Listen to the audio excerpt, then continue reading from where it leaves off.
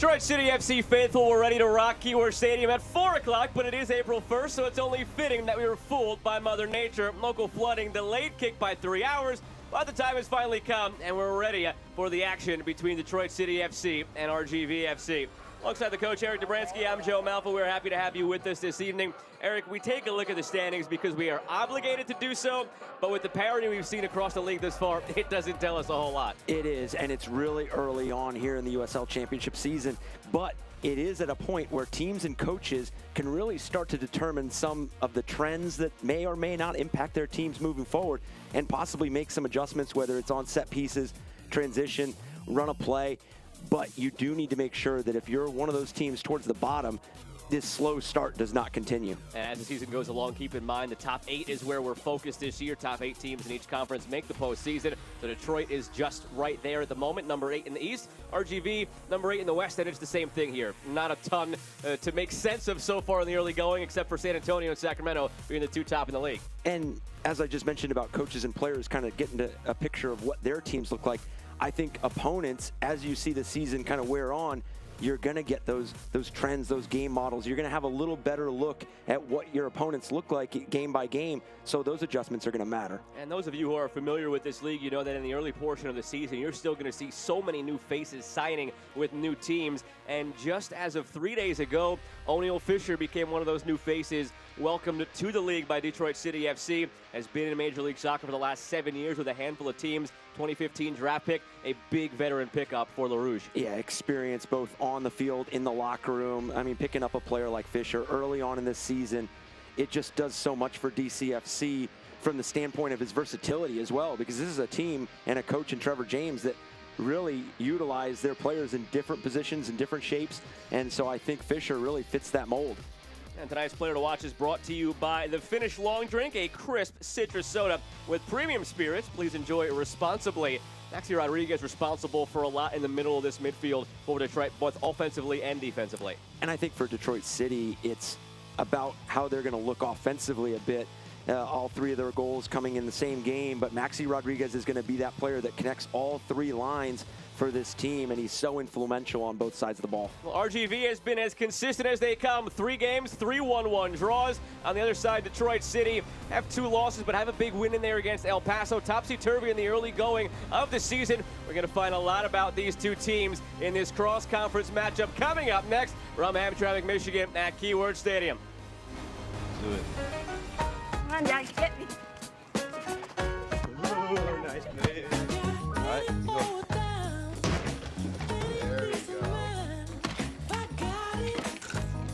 go. So cute. At Ally, we're helping millions save more for the things that matter most to them. Whatever you're saving for, we're all better off with an Ally. I'll get back to work. At DMC's Rehabilitation Institute of Michigan, we help you get back in the water, in the paint, on your bike, or just on your feet. Our team of therapists brings skill, experience, and advanced technology to your personal recovery plan. For any challenge, great or small, at over 20 locations. Ask your doctor for a prescription. You'll get right in, and we'll get right to work. Healthcare is better together at DMC's Rehabilitation Institute of Michigan. DTE knows everyone has a preferred setting. Some like it cool, others warmer. Some like things slow, and others like it ASAP. Long, hot soak, or quick rinse.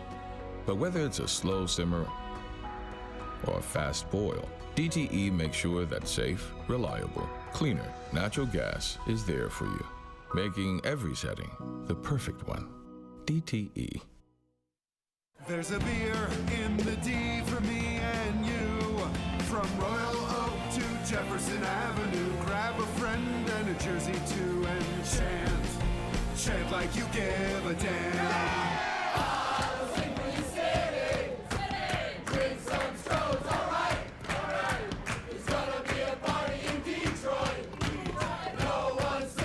Now we're talking Detroit and Stroh's is spoken here. Detroit City FC is presented by Ally, the official financial services partner of DCFC. Fago is proud to be the official pop of DCFC.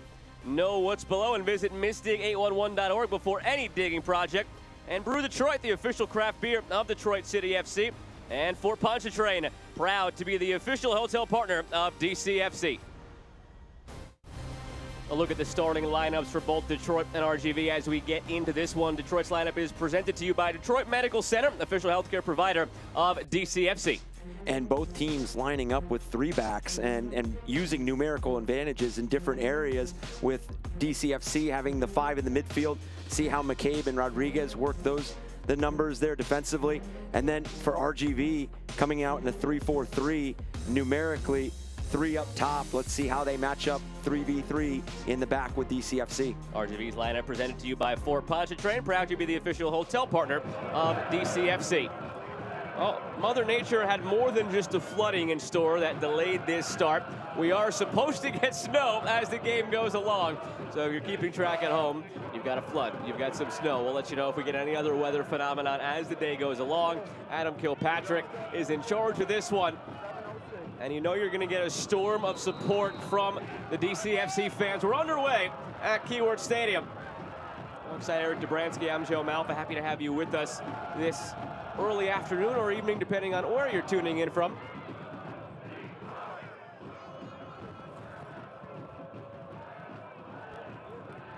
I think anytime you deal with a delay that both of these teams have dealt with, it is really about how you start this match now. I mean, obviously every game is going to be about how you start, but especially when you deal with a delay, what did you do during the delay? How do you refocus? How do you kind of get back shifted into that mindset of having a game tonight? And again, those initial actions are going to be really important.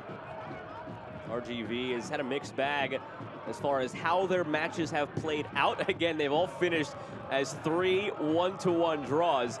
They've all taken wildly different routes. They went ahead against the Oakland Roots before conceding in the final 10 minutes for a 1-1 draw.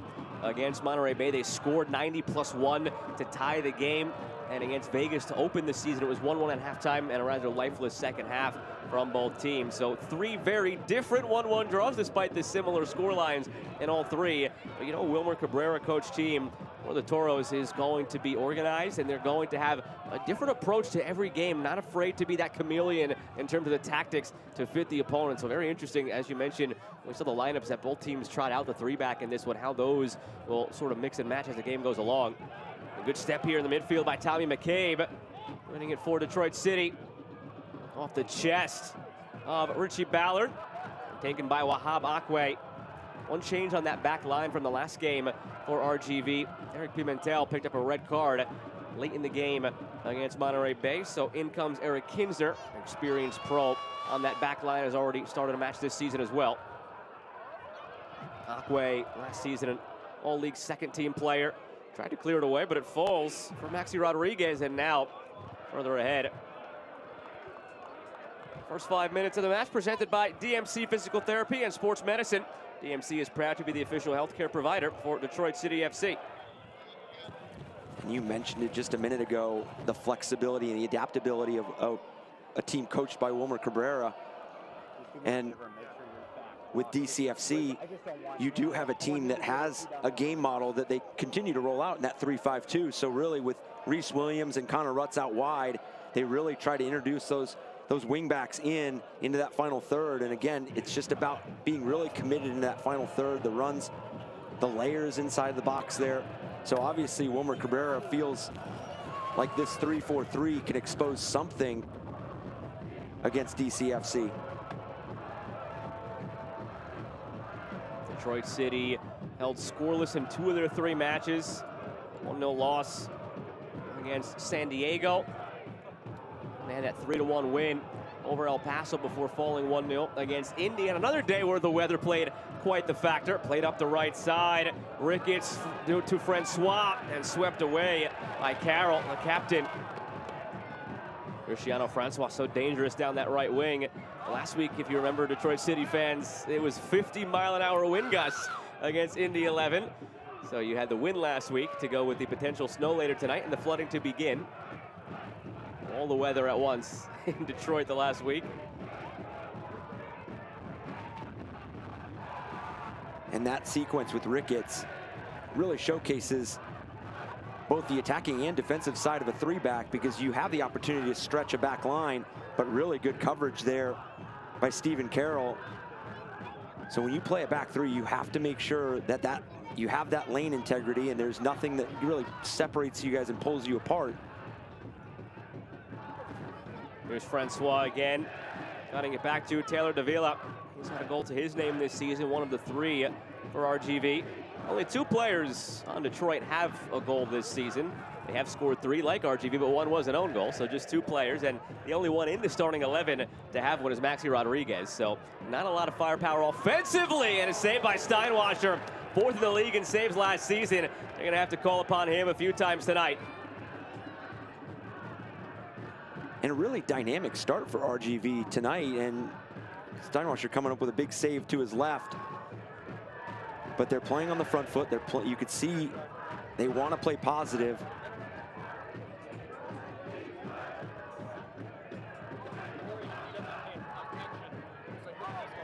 RGV, a team that prides himself on the set pieces. When you have a player like Jose Torres pulling the strings, why not? Low-driven delivery. They'll let it out for what he thinks is another corner. The referees hesitated, but they do make it another corner in the end anyway.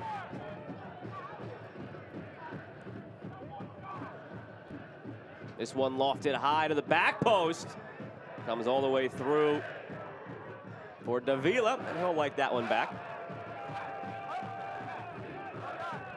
Talking to Trevor James, head coach of Detroit City FC, ahead of this one.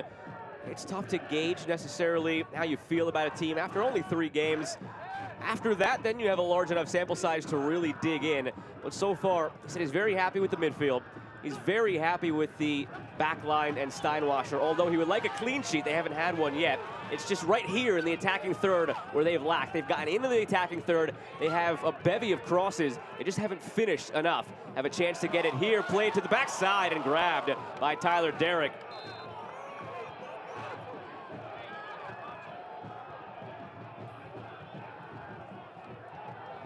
And just as you start talking about their runs in the final third, there you have really good numbers. Obviously, Derrick doing a great job of meeting the ball at the highest point. See, caught a bit there at the end, but that's how quickly DCFC can get up and down the field on you. 3 players from last year's roster who left in the offseason accounted for 18 goals and 19 assists. It's not easy to replace that.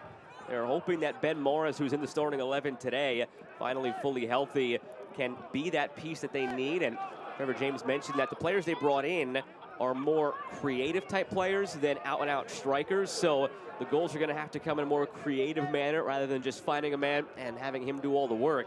But they think that Ben Morris can emerge as a player who turns some heads in this league, making his first start of the season now today.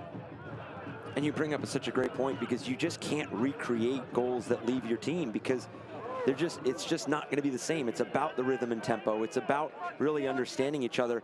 When you lack space, and that's what you do in the final third, you lack that ability to separate, and it's really congested there. So it's about how do you unmark yourself in some of those moments, and that's going to take time. We talked about this as being really early in the season. DCFC being 1-2. That's going to take more than just 3 games to really get rhythm with those wide players, that midfield, that front 2. Here's Ricketts again, looking for Francois. Cristiano Francois turning the corner, keeps his footing, almost lost it. Ricketts wins it back.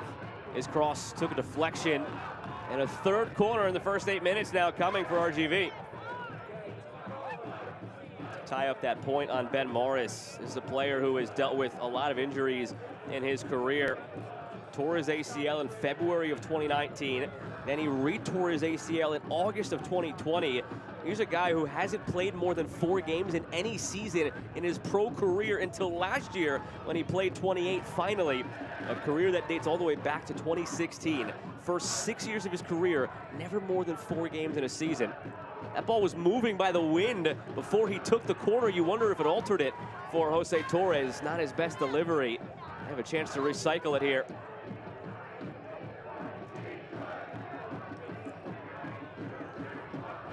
Injuries have been cruel to Ben Morris, and he had another nagging injury that cost him the start to this season. But fully fit and ready to go. Player who's capped at the U17, 18, and 19 levels for England. Steinwasser lets it go.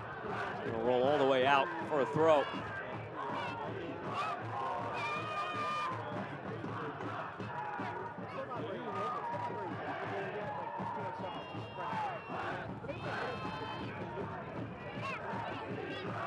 Rodriguez, 27-year-old from San Antonio, Maxi Rodriguez, had 10 goals last season.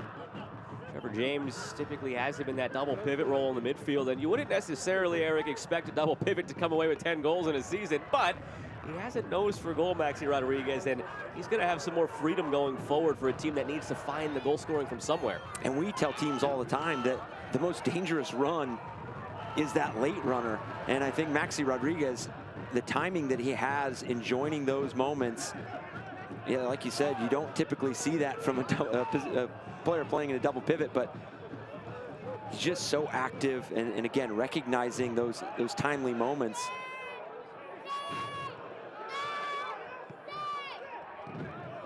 All the way back for Matt Lewis. 10 minutes in, Detroit City FC did not feel like they would have a lot of the possession today. Trevor James, chatting with us ahead of this one, felt that they would not see a lot of the ball, would have to make the most of it, and they're going to have a free kick here. Might have produced a yellow as well. A foul tactical in nature, and it will produce the first yellow of the match to Frank Nadarce.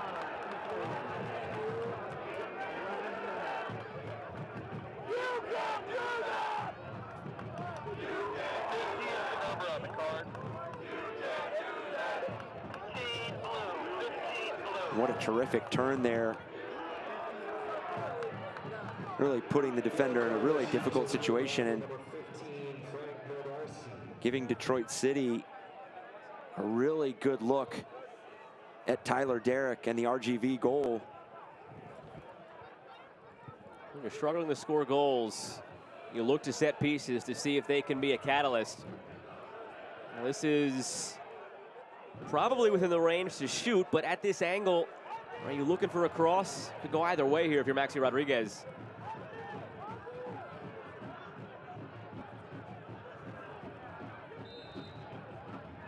Richie Ballard there as well. It is Rodriguez right into the wall. Second effort on the volley. Evades the head just barely of Skage Simonson.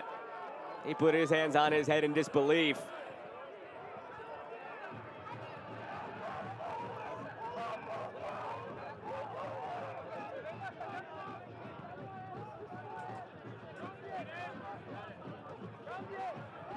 Matt Lewis, second effort, flicks it along.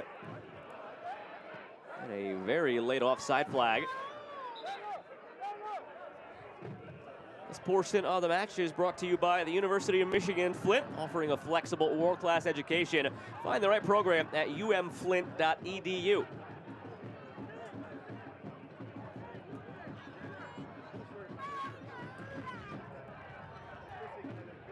Saw Skage Simonson draw the foul that led to that free kick, and he was the one who nearly flicked it onto the back post. That's a player that came in and surprised Trevor James. Asked him, were there any surprises in this offseason for the players that you brought in based on what your expectations were? It's one thing to play against or coach against a player, watch him on video, and then have him in your own facility. And right away, he mentioned Simonson and just what he brings in terms of his natural talent. It sent his way. He lays it off and cleared by RGV.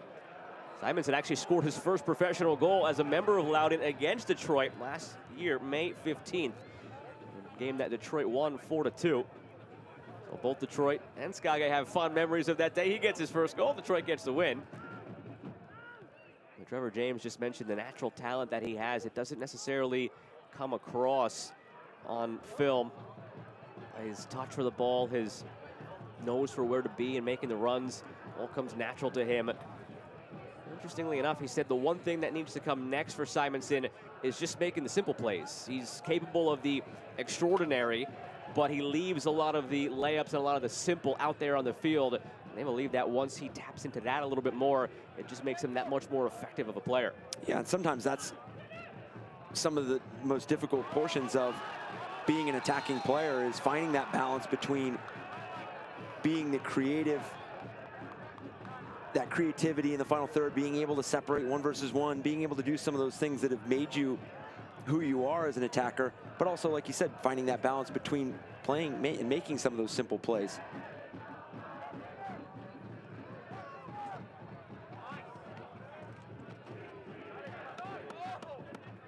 Rodriguez, dangerous pass, gives it away. Cabrera looking inside, able to get it through to Francois. Flag stays down, cutting in, Ruiz looking for Francois, and it blocked. Recycled through Ricketts. Ricketts taken down. RGV wanted a penalty. That's one of those where at midfield, maybe you get the call. Very hard pressed to find. Adam Kilpatrick calling that one for a penalty.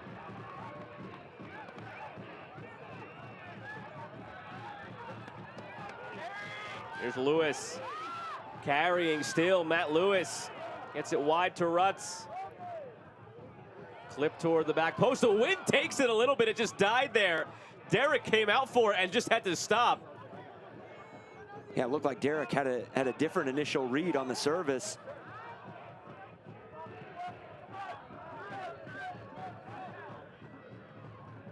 Those of you who might be tuning into a match played at Keyworth for the first time, just a mental note, bottom of your screen, it's the white line, not the yellow line. So if you're sitting there ready to throw something at your TV set or your laptop, whatever you're watching on, saying that ball's clearly out, it's not. It's the white line, not the yellow.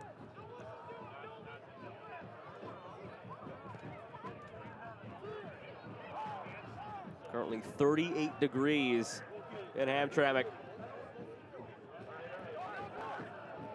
Saw the floods earlier in the day, delaying this by 3 hours. Now the cool temps, wind at 15 miles an hour. Here's Francois breezing through. He goes down again. And once again, does not get the call.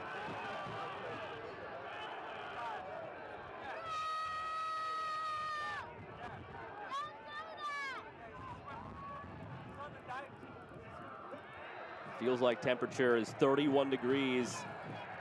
Sun about to set in a half an hour, and it'll only get colder. The wind's at nearly 15 miles an hour. And as mentioned earlier, we are expecting at some point snow. Hope they have the orange ball handy.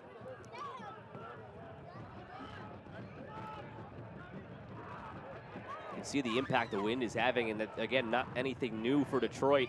Last week, 50-mile-an-hour winds impacted the game against Indy 11. So 15 miles per hour is nothing compared to that. And sometimes that can either play to your benefit when you have a team like DCFC that really relies on some of those, that wing play and those services and those crosses. You know, you just saw a moment ago, Tyler Derrick with an initial step with what he thought was the flight of the ball and having to change direction a bit. But then it also makes it unpredictable for Simonson and Morris when they're running into the box, and you have those attackers trying to adjust. But wind is some of the toughest conditions to play. I figure if it's wet, whether it's snow or rain, you know the ball's going to skip a little bit. Yep. If it's hot, you hydrate. Yep. You get a towel, cold towel, whatever you got to do. If it's windy, I mean, you figure out which way it's blowing, and then you hope for the best, because sometimes it'll swirl. You got no idea what you're doing. Yep, it just makes it really unpredictable. And some of these balls that are, you know, flighted from the goalkeepers, bouncing on the turf.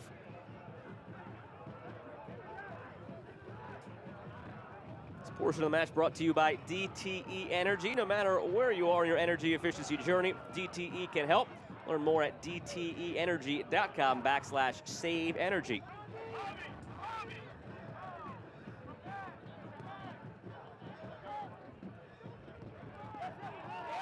Given away by RGV. Rutz steps up, puts it wide of Simonson.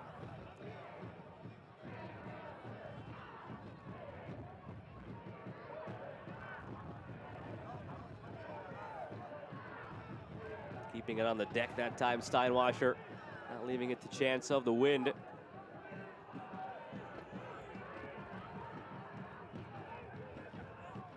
Out to Reese Williams.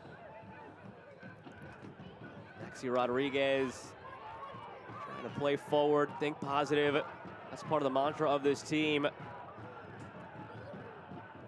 the saying around DCFC, think forward, look forward. Can you play forward? Always have that mindset. This time they commit the foul. Tonight's Fago trivia question is, how many red cards did LaRouge pick up in the USL Championship last season? Again, that's how many red cards do you think they picked up in the USL Championship last season? Tweet your answers to @DetroitCityFC to win a $15 Kroger gift card for Fago products. Answer to come in the second half. The impetus for that question is the red card picked up last week by LaRouge. We did not just wake up this morning and say, you know what, red cards, let's look into them. Rodriguez into Morris.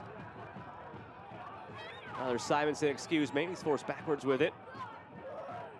Simonson to the corner and shielded out for a goal kick. I mean, overall, there is good rhythm and good intent from both sides. As you mentioned with DCFC, you know, if they have the ability to play positive, they're going to play positive, but you see it from RGV as well. They're able to play through some of the lines. You saw there one of those runs out of the midfield again for Maxi Rodriguez, just so dangerous. That's why he scored 10 last year. Not afraid to release. Here's Morris, a heavy touch. He blocks it back into his path, but it bounces all the way out. This portion of the match brought to you by SeatGeek. SeatGeek is your ticket to great Detroit City FC seats. RGV, such a tough team to break down. They have been for the last couple of years here in USL Championship under the guidance of Wilmer Cabrera. And this year, for the first time, he really feels they have the continuity to go on and achieve greater heights than just sneaking into the playoffs, as they have a couple of times here. Last year, after they finished up in October, the objective was to formulate a base of this team. They feel like they have that. Now they just have to stay healthy. Here's Wilmer Cabrera Jr., saved by Steinwasser. Ruiz keeps it alive. And it's out for a corner. Nate Steinwasser showing you why he has been the team MVP of the last year for Detroit City FC. And what terrific link-up play by RGV, but just met by an even better save by Nate Steinwasser. I mean, what a move there by Wilmer Cabrera to free himself up. Corner taken quickly, and they'll do it again. That awareness by Wilmer Cabrera to take the ball to his left, and then, but Nate Steinwasser, quick off his line, decisive.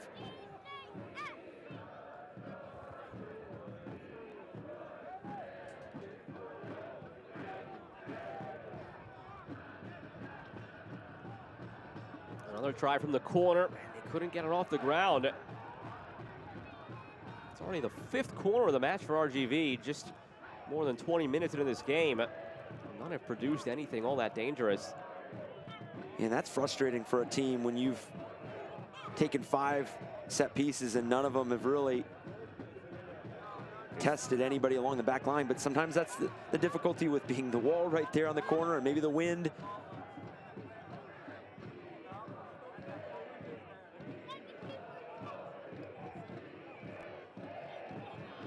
Given away again. Here's Davila.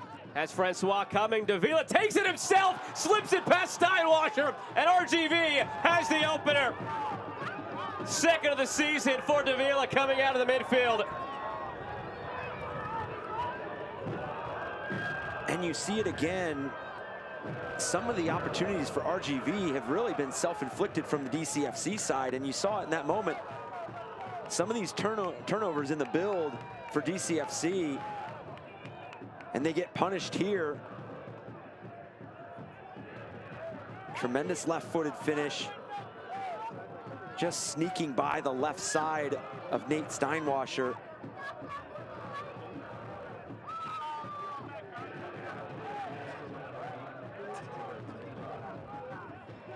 So for the 2nd time in 4 games, RGV has the first goal of the match. Last time it came against Oakland, they conceded with 10 minutes to play for a 1-1 draw. In their other 2 1-1 draws, they conceded first.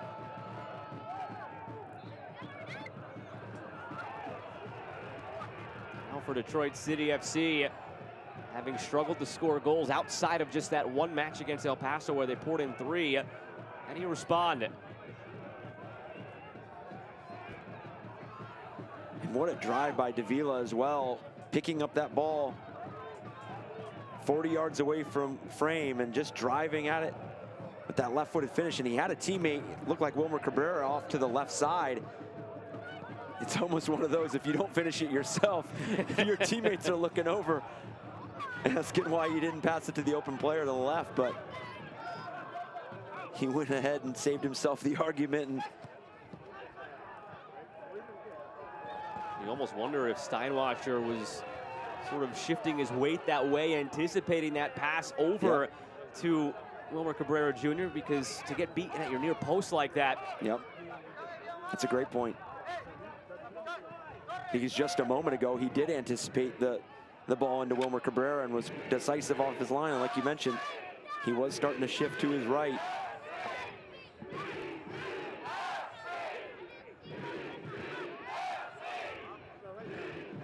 Here's Francois first to the loose ball. Gives it away with a heavy touch. Cristiano Francois. He does not spend a lot of time at a given place, but he always manages to produce when he is there. Rochester in 2017, Pittsburgh in 2018, Ottawa in 2019, Reno in 2020, Miami in 2021, El Paso in 2022. He stayed in the state of Texas, at least this time, to RGV in 2023.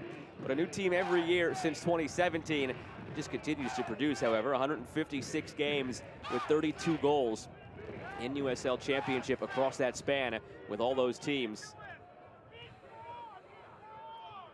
And now pleading his case that he didn't get a cleat on Michael Bryant. No card produced, just a regular foul. You incorporate the semi-pro teams he has played for. He has played for 15 teams since his career began in 2014. That's incredible. With DC United. You talk about versatility and adaptability. I mean, when you can just go to, especially as an attacking player, I mean, obviously midfielders have to get adjusted as well, but to new teams, and obviously every player does, but the attacking players, because it becomes about who's playing you that ball, and it's rhythm, tempo, timing. He's got the one thing that you can't teach, though, and that's speed. Yep. And he also has just a nose for the goal. Yep. Those two innate traits make you fit in wherever you go, and very popular wherever you go. Here is Francois, forced toward his own goal. Giving up to Jose Torres, space for the goal scorer Davila. Plays it wide for Coronado. Coronado's ball in, cleared by Stephen Carroll. This portion of tonight's broadcast presented by Metro Detroit Chevy Dealers. Your Metro Detroit Chevy Dealers are proud to be the premier sponsor of DCFC.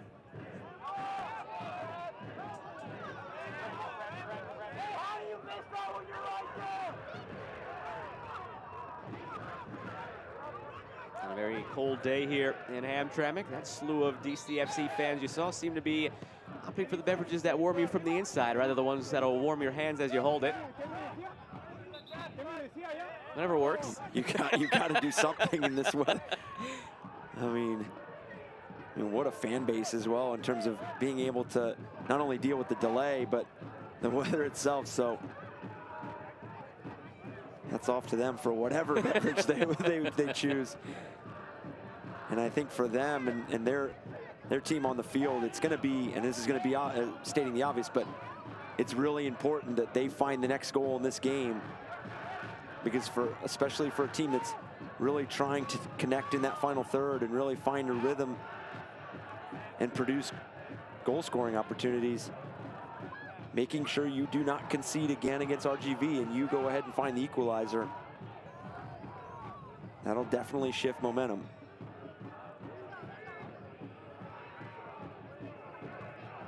Rodriguez goes down. And a goal kick last off of Maxi Rodriguez. He's apoplectic about the call. I wonder if he's calling for a penalty or if he's calling for a corner kick. I think the corner.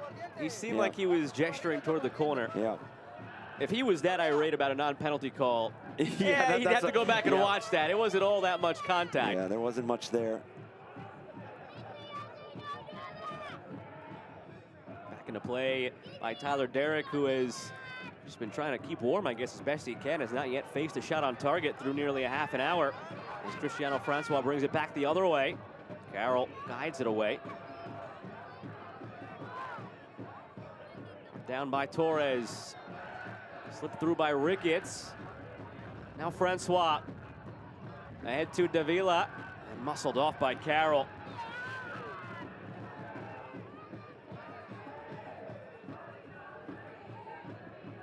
Half the majority of the possession so far.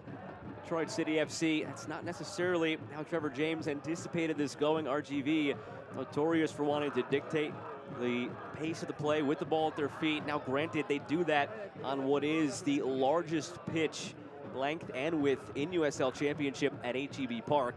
Cozier confines and a different playing surface here in Detroit. With the weather being a factor, you wonder if that is at all factoring into an uncharacteristic day for RGV in terms of the possession. But you'd have to think that Trevor James and crew are happy to have the ball more than they thought they were. They just haven't done anything with it so far. Well, and to your point, they've really mixed in some casual turnovers there as well. They've seen a lot of the ball, but they've turned it over in really difficult spots as well. And you saw it with the goal by Davila,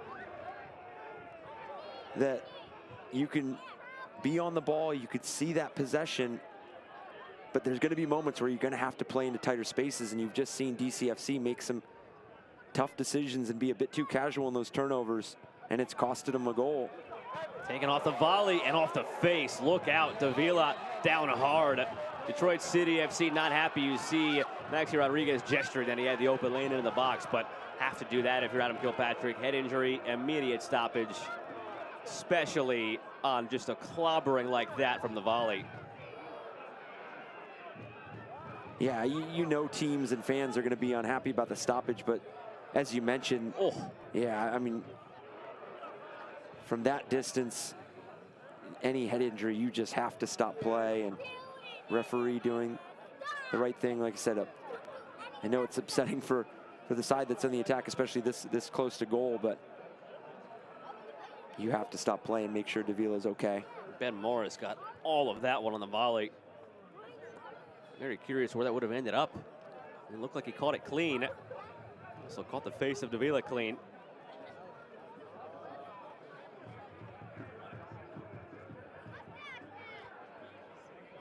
And something that hurts already, and then now you add the cold a little bit, and it just multiplies the injury a bit. Tonight's Metro Detroit Chevy Dealers youth team of the match is Detroit City FC West 2009 Girls Rouge, coached by Sam Pirion. They are the 2022 State Cup Premier Champions and now will represent Michigan this summer at the Midwest Regional President's Cup in June.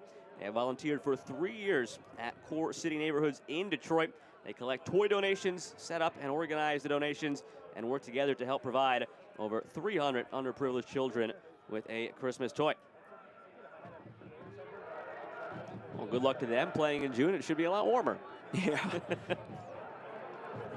Clearly a talented team as well. And I think it just shows the structure and the build and the foundation that DCFC is not even just built from their USL Championship side, the USLW League side, the youth sides.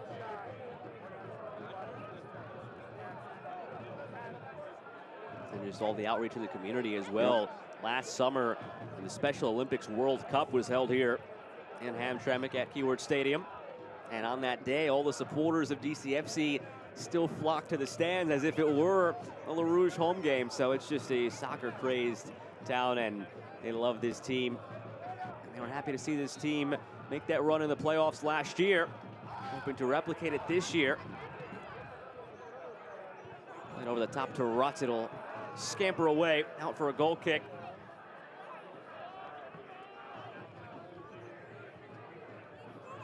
Dozen minutes to play here in this first half with Eric Dobransky. I'm Joe Malfa, happy to have you with us this evening. Action taking place in Hamtramck, Michigan at Keyword Stadium. Detroit City FC, a win and 2 losses to begin the season, coming in off of a loss against Indy 11. And they went down in the 23rd minute on a goal by Taylor Davila, his second of the season for RGV. They have been a model of consistency. 3 matches, 3 draws, all 1-1 score lines for RGV. See if they can get that second goal today and maybe put this to bed, have some insurance, and at the very least ensure that it's not going to be another 1-1 finish. Yeah, exactly. Maybe it'll be a tie at 2-2 or 3-3, but at least it won't be 1-1 again. And this will be the second time they've scored first. And as you mentioned, it's so important for teams to start finding that second one if possible. And this coming on a set piece here. Wilmer Cabrera Jr. swings it toward the back post. Steinwasser hesitant, stayed on his line. Davila. Back for Nadarce. At the moment still, Frank Nadarce, the only player on the field with a yellow card. Picked it up very early in the match, so I'm going to keep in mind still. And for Wilmer Cabrera on his side, they have to be happy with their balance on both sides. They've been fairly influential in both boxes. They've been able to absorb some of those DCFC attacks, some of that wide play. And then we saw it with the goal, but we've seen it with Francois in behind a couple times. We saw it with the chance by Wilmer Cabrera. They've been able to pick their moments to go forward. Here comes Francois. Dropping it back inside for Ricky Ruiz. Now Robert Coronado.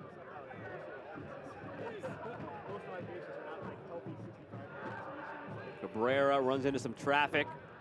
Back for Coronado. This is the RGV we know with the possession and the patience here in the attacking third.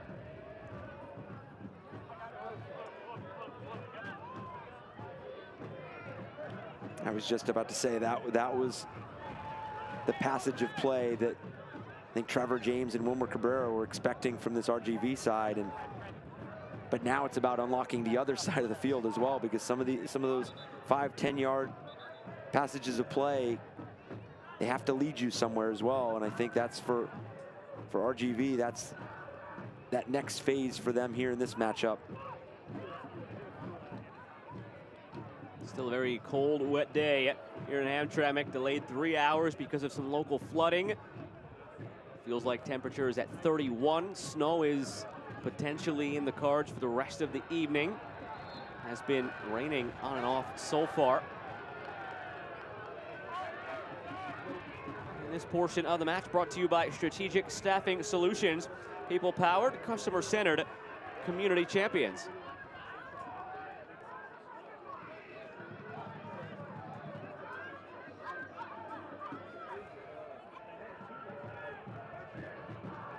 Steinwasser has made 2 big saves. Sends it long here. Beaten at his near post by Taylor Davila on the goal. Now about 12 minutes ago. Davila, not a noted goal scorer in his time at LA Galaxy 2. Over the last 2 seasons, played 61 matches with 4 goals. He's got 2 here in 4 matches for RGV. It's a more defensive role with that Los Dos team. Here now for RGV with Jose Torres sitting beneath him, and also Juan Cabezas, when available, sitting beneath him in that midfield. Has more of that freedom to go forward and do what he did on the goal. Richie Ballard. Back for Tommy McCabe. McCabe, one of the big acquisitions of the offseason for Detroit City FC. Spent the last 2 years at Orange County.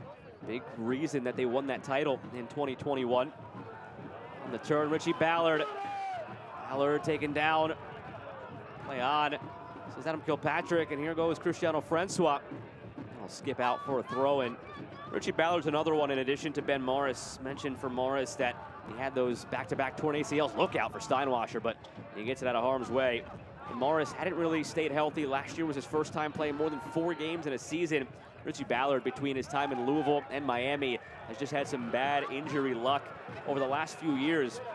Played a full slate of 27 games in 2017 with Louisville, but then limited to 4 games in 2018, 2 games in 2019, got back up to 20 games in 2021, and then back down to 11 with injuries in 2022. When he's out there, he is one of the most versatile players and arguably best players at either position in USL Championship, whether that's at right back where he was used at Miami, whether that's in a creative midfield role as he's used here. He is among the best when he's healthy, but that is the thing, when he is healthy. Yeah, and it's always frustrating to see players have to go through those moments because it's just so difficult. You see how talented they are, how much they influence the game, and this goes for any player that has to come back from injuries, but have to do it repeatedly, like you mentioned with Ben Morris and Richie Ballard. It just speaks so much to their character and their desire to come back and their passion for the game as well, because there's sometimes where you know what's ahead of you recovery-wise, and that makes it even sometimes more frustrating because you know the time frame, you know the steps coming up to becoming healthy, but you know, really a lot of credit to them and any player that has to go through that process as well. Select is the official matchball supplier of the USL Championship and many elite leagues throughout Europe. Visit www.selectsportamerica.com for the latest Select products, specials, and more. Select, the player's choice.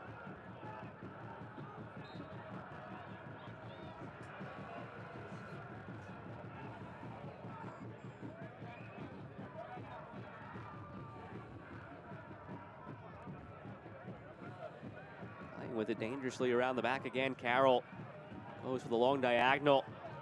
Here's Ballard settling. Ballard.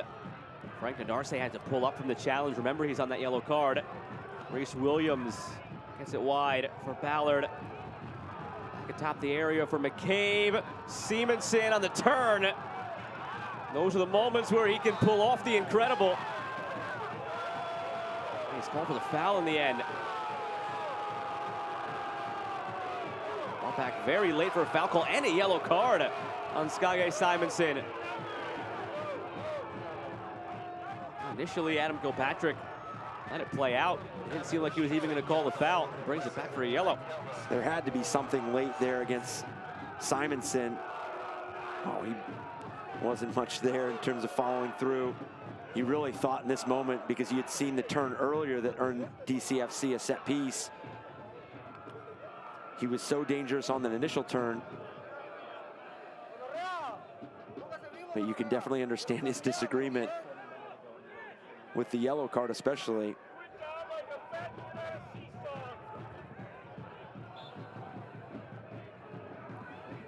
Trevor James looking on.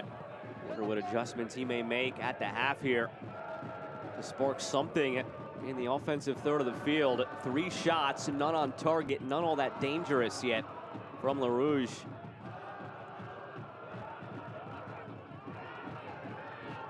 So important to have that self-scout as a coach, and in our chat with him this week, exactly what we've seen is exactly what he told us. A team that gets into the attacking third, they're good through the middle third, strong midfield. Just once they get there, then what? And they've yet to put together a perfect game in their own half of the field. A team that had 12 clean sheets last year, that was part of their calling card. Now 4 games in a row in which they've allowed at least 1, and born out of a mistake in the midfield, not necessarily issues defensively. Back to his point about playing well defensively, just having a lapse here or there. So they know exactly what is plaguing them, but those same things through 42 minutes and change have come up again. And we spoke about it a bit in the Open when we were kind of highlighting the standings, how early it was in the season. But everything you just mentioned are things that you want to see your team be able to adjust and fix early on in the season, because you learn a lot about your team in these moments. You're right, this is the 4th game that they've conceded a goal, and that's not typical of a DCFC Trevor James coach teams. They want to be really strong defensively, they want to be organized, and they have been for the most part. They just obviously turned the ball over at midfield for the goal for RGV. But again, everything you just listed, those are things that Trevor James is going to want to see his team adjust and really take in the information that they say at halftime and execute it as well. And a free kick coming here for Detroit City FC. This portion of the match brought to you by Ally, proud to be the official financial services partner of DCFC. Learn more at ally.com. Yellow is shown to Jonathan Ricketts. Now 2 of the 5 on that back line for RGV have to be careful. Other being Frank Darce.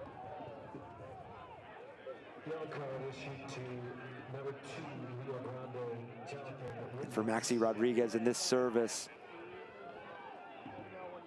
this is a free kick that, even though it's from distance, as we see the challenge by Ricketts that earns him the yellow, even though this service is from distance, this is where you can really get numbers in the box and see if you can sneak one in before halftime. Rodriguez floats it to the back post and over everybody.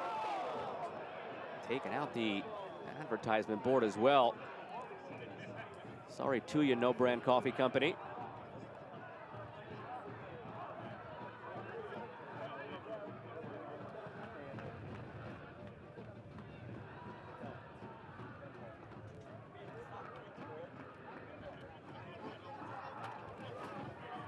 Elsewhere, a 1-0 lead for Miami hosting Memphis. 15 minutes in, Tampa Bay Rowdies scoreless against Birmingham Legion. And nearing halftime, scoreless between Indy 11 and Las Vegas Lights, another cross-conference matchup today.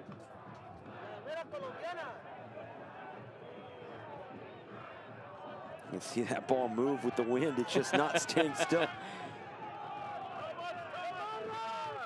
Either that or the ghosts of keyword past.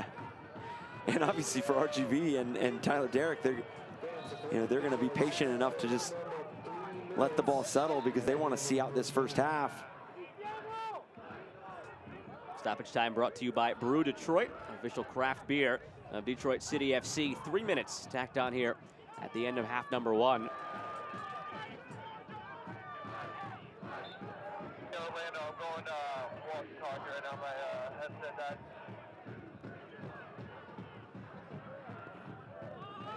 Nice turn inside by Morris to Ballard, and a good step in by Kinsner. Out wide for Reese Williams, cutting in on his right foot. Forced outside by Ricketts, who also has to be careful on that yellow card, can't lunge in. Sent over the top to Rodriguez. Playing with handball from RGV. Contact there at the edge of the area as Matt Lewis was winding up for the volley. And it's sent all the way down for a goal kick. Hugged the line the whole way. So we'll have another test here of the ball against the wind for the goal kick.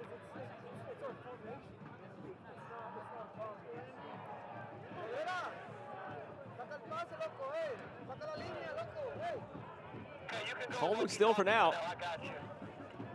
And it stayed still the whole time. Look at that, Eric. And I still think he took the same amount of time to get the goal kick off. Won by Detroit City FC here in the attacking half of the field. Back for Tommy McCabe. Over the top for Williams. Unable to haul it in. And as you mentioned, I don't think Trevor James and this DCFC side are going to be overly disappointed with their first half performance. You take away the turnover that leads to the Davila goal. Obviously the Wilmer Cabrera opportunity that Nate Steinwasser makes a tremendous save. But for RGV, you really do have to feel like you've had good flow in this game and good momentum throughout the 45. And for DCFC, the disappointment comes as, I think you mentioned a few moments ago, was haven't tested Tyler Derrick. It made him make a save. Obviously, Nate Steinwasser has made a couple throughout this 45, but you're missing that final pass, that final decision.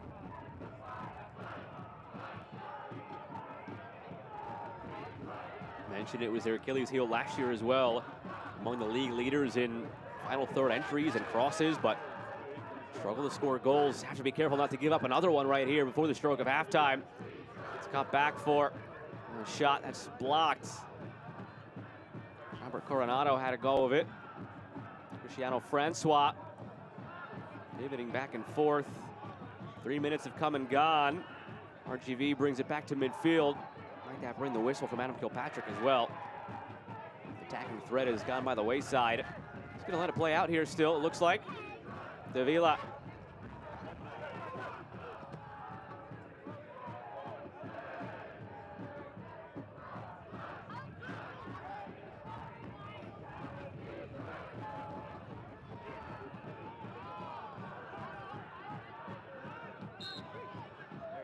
And there's a whistle to end the first half. RGV, a 1-0 lead courtesy of Taylor Davila back in the 23rd minute.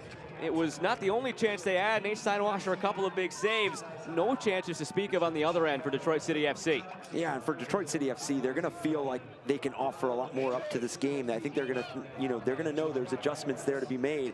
And for RGV, if they can continue to win the ball higher up the field as they have, they're going to continue to create some dangerous opportunities. Halftime is presented by Strohs because Strohs is spoken here. And the Rouge have a lot to talk over at the halftime break. The same issues that have plagued them through the first 3 weeks and some of the issues that have plagued them as far back as last season are cropping up here again as RGV hopes to end the string of 1-1 draws. They have a 1-0 lead at the half. We're back in a moment with more from Hamtramck.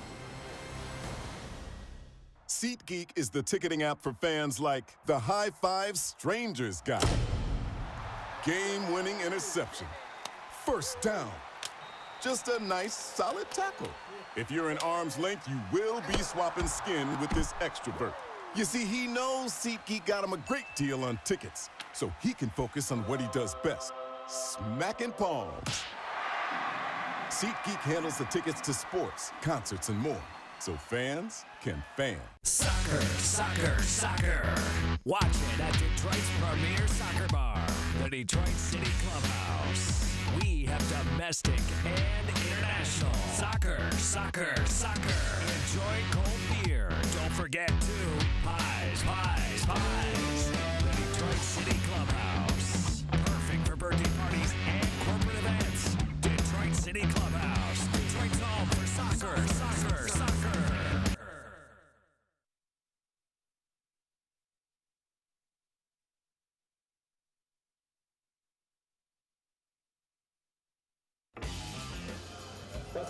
To all the Chevy Silverado owners out there, the adventurers, and the doers, thank you for making Chevy Silverado the #1 best-selling retail full-size pickup. Or GM employees with a current eligible Chevy lease can get this Silverado LT All-Star for $309 a month. Chevy drives the Motor City. Visit ChevyDetroit.com. Welcome back into the Strohs halftime show. A 1-0 lead for RGV over Detroit City FC. So a little bit more about the engine in their midfield, Maxi Rodriguez. Stepping through the takedown in the box. The whistle sounds. Is it awarded? It is! Everyone kind of went around Mike because he got the pen and I went straight for the ball. I think that's always been my routine, is just get the ball. So I just try to follow that routine and hope the ball ends in the back of the net.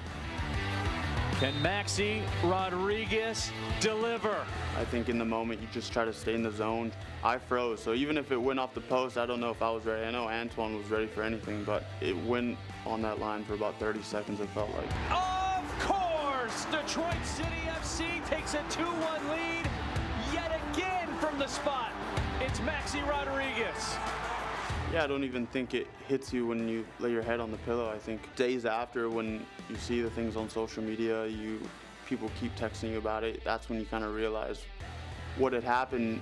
Luckily, there's a couple games right after, so you kind of just go through it and then focus on the next game. I think that's always been my thing. I've never been a guy that wants to be in the headlines or wants to be the guy that scores all the goals, but sometimes that happens, and I got lucky a couple times and was in the news and Twitter blowing up. It was definitely crazy. I don't think teams expected us to do what we did last year.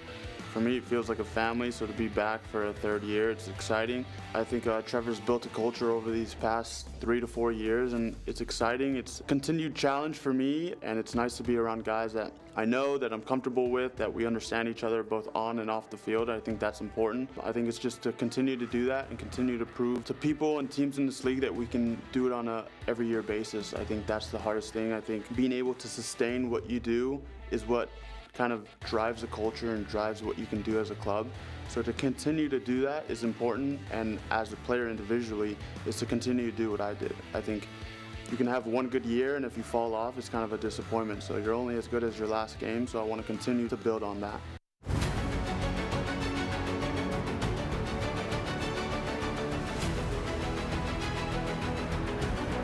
Opino able to turn around, the header! It's in the back of the net, and we are level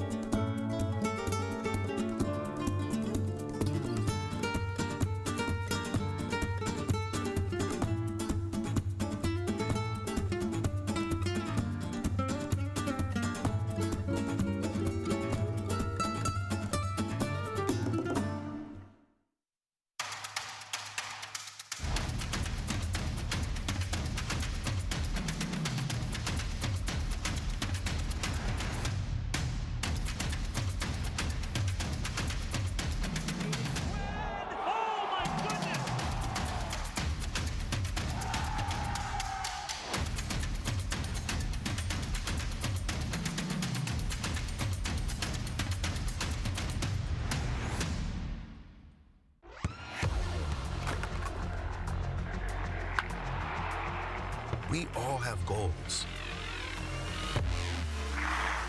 But let's be honest. Most of us aren't going to be professional athletes. But if your goal is to finish your degree, we can help. Come to a university that puts your goals first. Bellevue University, your partner in finishing goals.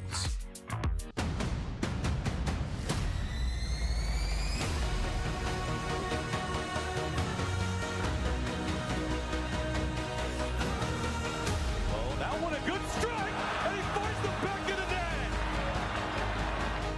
For Ownby. Ownby cuts it back. Ownby's cross to the back post. Dead! How about that start from Louisville City? Are you serious? You deserve that.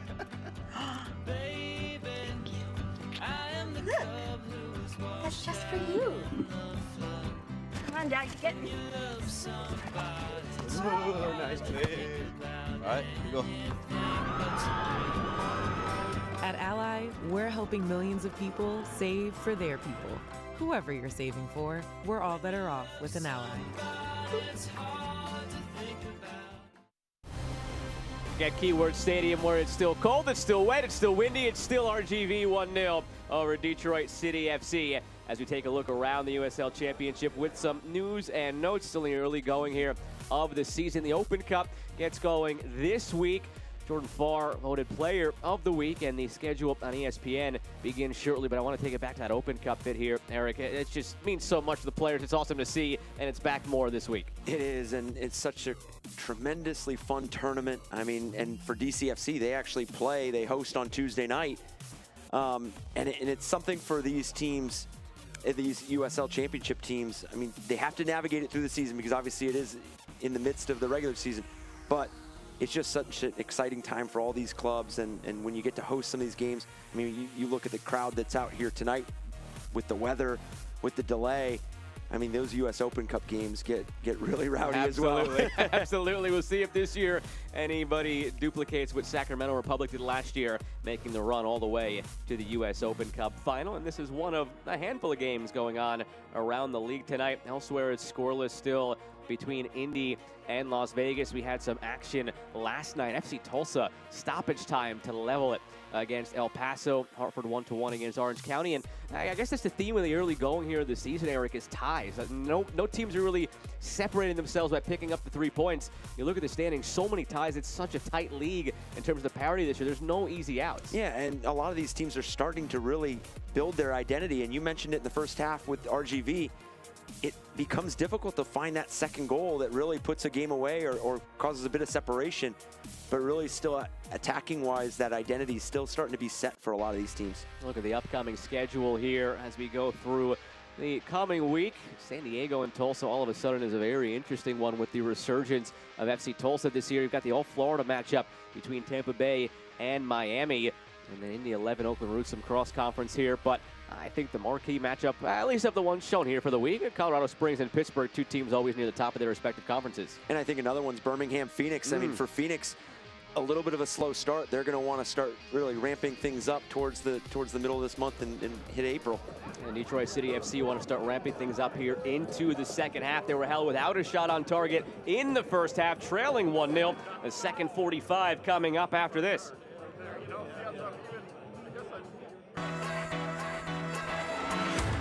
I am American Home Fitness. I'm American Home Fitness. I am American Home Fitness. We are American Home Fitness. Come to any American Home Fitness location for the hottest deals on the latest fitness equipment and accessories. American Home Fitness, Michigan's home for fitness and the official fitness equipment provider of the Detroit City Football Club. So you should see the report in your inboxes in just 1 second.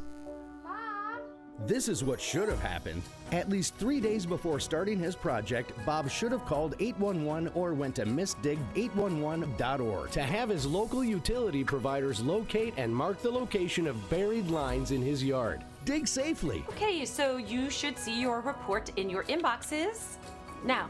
Call Miss Dig 811. Soccer, soccer, soccer. Watch it at Detroit's premier soccer bar, the Detroit City Clubhouse. We have domestic and international. Soccer, soccer, soccer. Enjoy cold beer. Don't forget to pies. The Detroit City Clubhouse. Perfect for birthday parties and corporate events. Detroit City Clubhouse. Detroit's home for soccer, soccer, soccer. There's a beer in the D for me and you. From Royal Oak to Jefferson Avenue. Grab a friend and a jersey too and chant like you give a damn.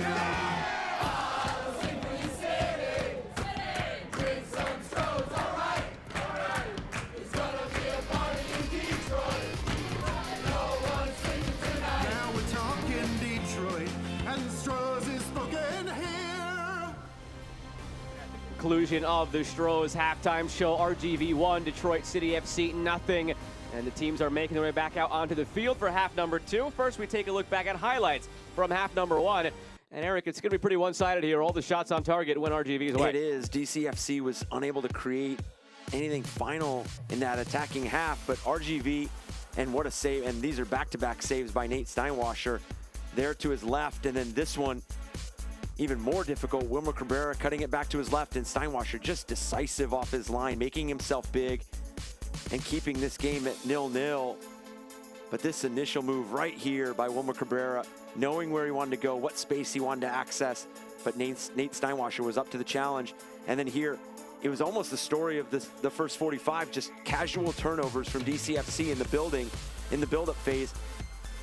And Davila punishes him there with the left foot, and he had his teammate off to the left. And you mentioned it in the first 45, was Steinwasser almost predicted that pass off, and he was almost going to his right, predicting that pass was going to be laid off to the left of Davila, and ended up just beating him. 51% possession for Detroit City FC. That sort of dwindled as the half went along. They actually had more of that early on. But the big thing is the shots on target. They just haven't found anything yet. And I think another stat that would stand out is the corners for RGV. I think that just shows how deep and committed they've been in that attacking half, having 6 corners to DCFC's 0. I think that just shows the willingness for RGV to get forward, get numbers there, and really drive at that end line. And again, DCFC really trying to identify where they can find space in that final third. We saw a couple good turns from Simonson there, one in the box and one that led to a free kick. But other than that, the services from wide areas are just not on for DCFC. They're going to have to really figure some things out here in the second 45 to find the equalizer. You want to pick up points at home when you can, because you don't know what's going to happen when you go on the road, especially when you go on the road against teams like Louisville City FC, Miami, and Sac Republic, because that is what lies ahead for this Detroit City FC team. And that goes back to our conversation with Trevor James about there just being no easy games on the schedule this year.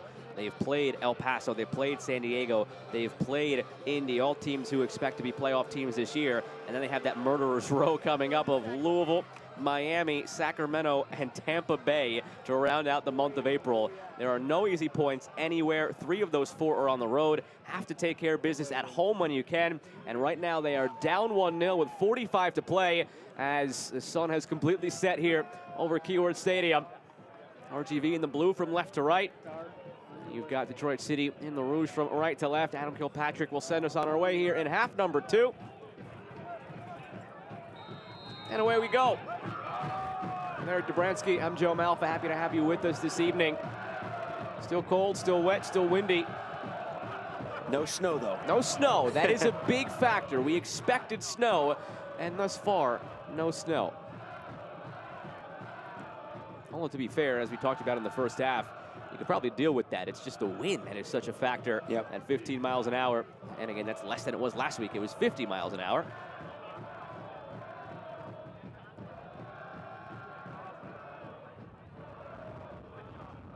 Sent long by Robert Coronado, skipping off the slick turf.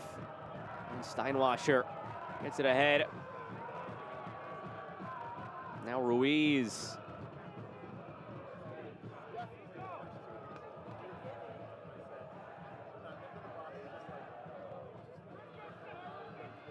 portion of the match brought to you by American Home Fitness. Train like a champion with equipment from American Home Fitness.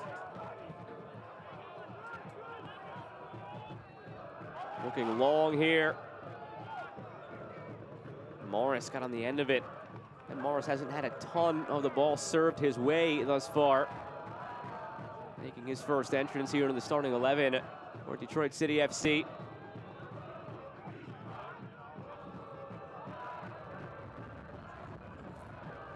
Richie Ballard on the turn.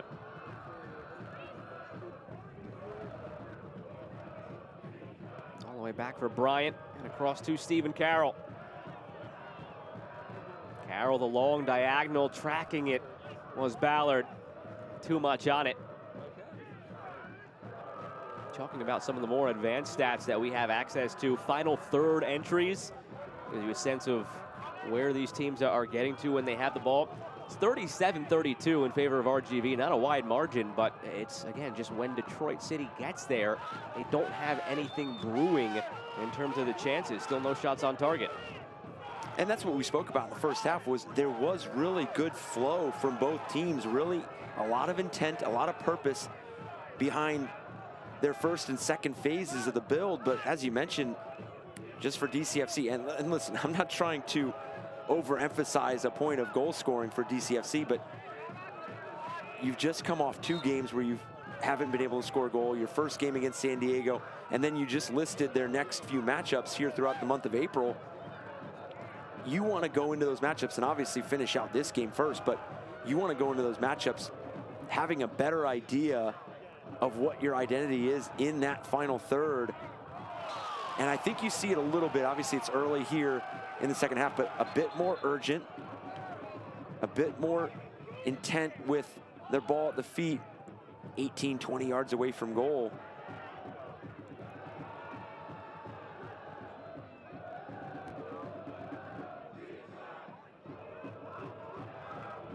Carroll into Ballard.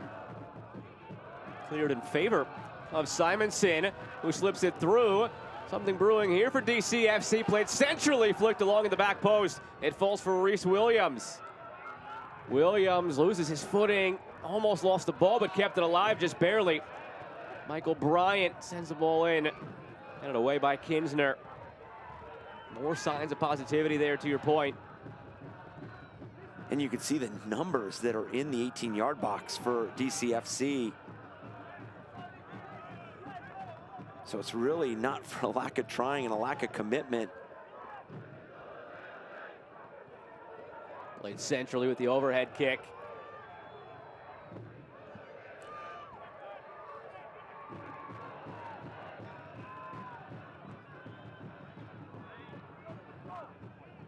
All the way back for Steinwasser.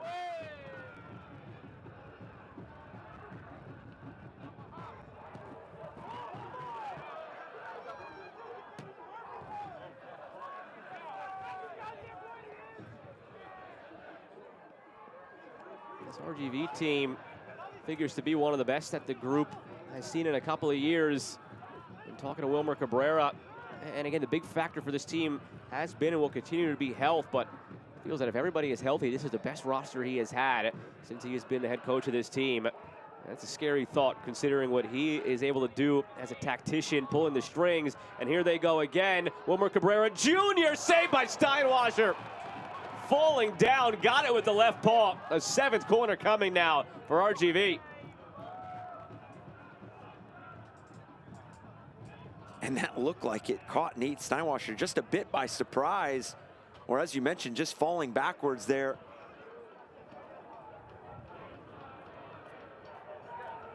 Like it might have dipped right at the end. I think those are 2 really good chances by Wilmer Cabrera. They go short off the corner. Still a glut of bodies in front of the net. Steinwasser looking through the traffic. It falls for Nadarce.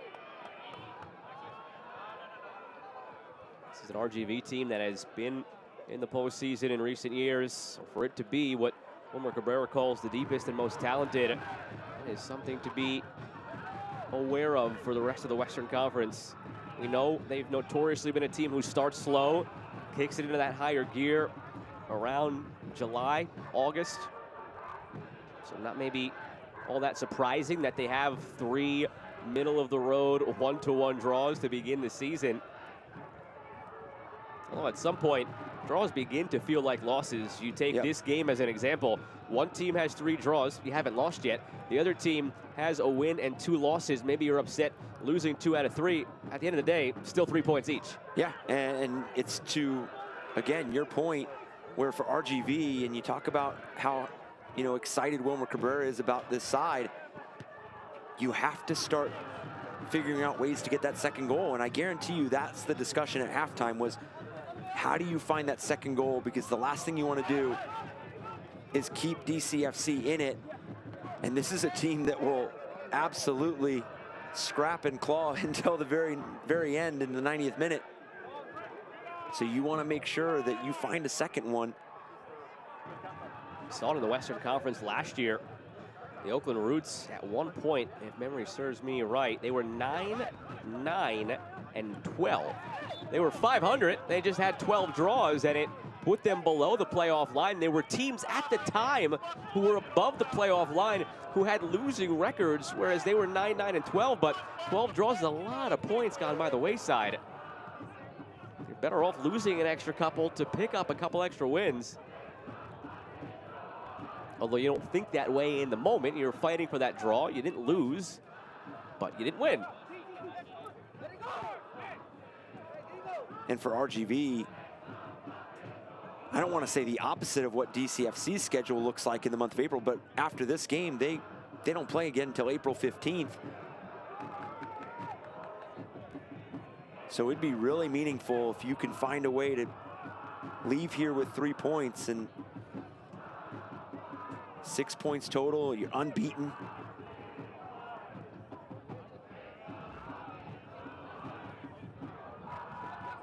Brought in by Reese Williams. Williams, the 27-year-old from Weston, Florida.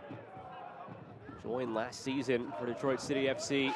Was not his first experience under the USL umbrella. He spent the prior year in Niso with Stumptown AC, but going back to 2018, he was with Real Monarchs. 2019 and 2020, he was in USL League One with Lansing and then Tormenta. Very versatile player. He's used in the midfield, used as a left wing back. Versatility, a key theme of this DCFC roster. So many guys can plug so many different holes. McCabe to Ballard. Almost lost it in the midfield. That looked eerily similar to how they gave up the goal in the first half. Now they turn it into something positive. Simonson lost it at the end. And Derek came out to grab it, still standing like a statue to illustrate that he was ready to pick it up. Wahab Akwe catching a tongue lashing in passing from Eric Kinsner as well. Don't often see a mistake like that from Wahab Akwe, all-league second team last year, staple on this back line. But it gives DCFC their first corner of the match. And when you're struggling offensively, can you turn to a set piece like this to get it done? Simonson's header right back where it came from. And it was out for a goal kick. We've seen corners from that area throughout the first half for RGV, and now that first one for DCFC. Though that corner has been difficult to serve a ball from. The ball skipped a lot harder than I think Stephen Carroll thought it was going to. He looked behind him to see if there was anybody, and all of a sudden it was up on him. Had to make the play. Fortunately did to Steinwasser. A little bit of a slow start for RGV, similar to the first half. You know, obviously that opportunity by Wilmer Cabrera just a few moments ago, but besides that, it seems like it's taking them a bit to find their footing and get back into rhythm that they had found in that first 45.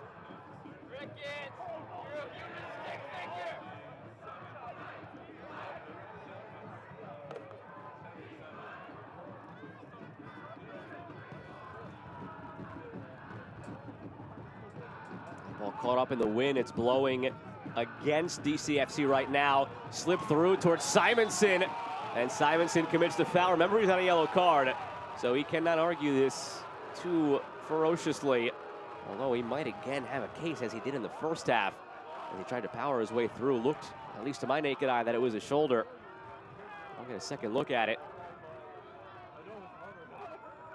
And it becomes frustrating for a forward like Simonson because he is that physical type of player, and he uses his body to get turned, fight into different spaces, and now he's playing on a yellow and obviously just was called for that foul, but not that it would deter from the way he wants to play, but it does take away from some of the characteristics to his game. McCabe through to Simonson. And cleared out off of Williams for an RGV throw. I will rescind that statement, by the way. On second look, he definitely got the left arm extended. He hit it really well. He tried to hide it really well, but he, at the very end, did give a little stiff arm there with the extension of the left arm. I think he's still got the argument from the first foul from the yellow card, so. Brought down by Ruiz, but he gives it up to Rodriguez. Maxi Rodriguez looking for help, spins right back into Ruiz, and he commits the foul. That will be a yellow against Maxi Rodriguez.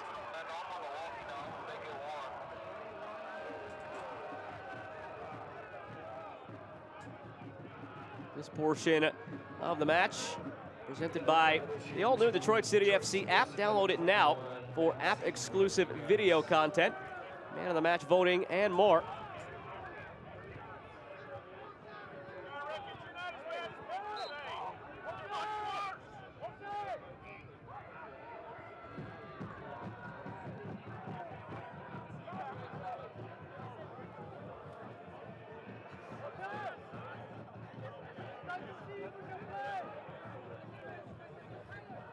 RGV coming down for another corner.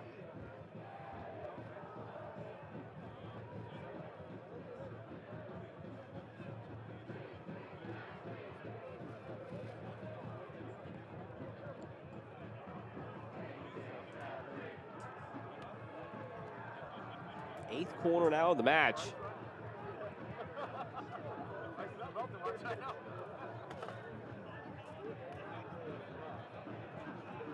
Jose Torres, the captain, ready with the in-swinger on the left foot. Goes short instead. Ricky Ruiz drives it near post, almost snuck it through. Steinwasser was waiting at the back post for a cross.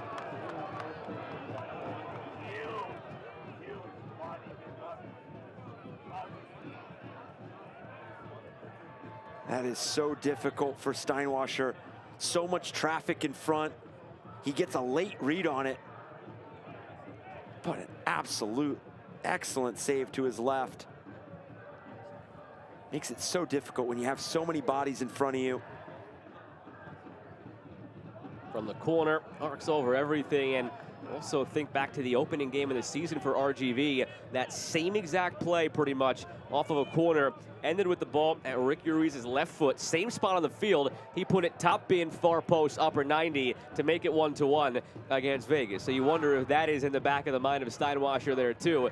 He's playing the cross partly. He's playing Ruiz, doing what he did in week number 1. Instead, he sneaks it near post and almost finds a similar result. That is the third big save of the match now for Steinwasser.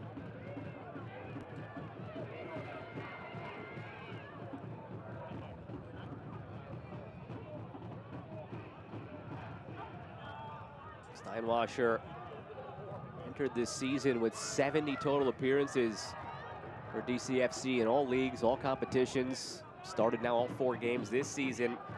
Last year, the team MVP, was 3rd in the league in save percentage, 4th in total saves. Back-to-back Golden Gloves in Nice. As they've built this team out, they know they can hang their hat on Steinwasser game in, game out. 3 terrific saves already today. Beaten just that once by Davila in the 23rd minute. And that has since held up for nearly 40 minutes. Here we are at the hour mark. Played essentially a flick on by Connor Rutz. Don't know how much he knew about that or who was behind him, but it ends up in the arms of Tyler Derrick. And saves like that by Steinwasser, it could add to momentum in terms of what your team is trying to build, obviously on the defensive side.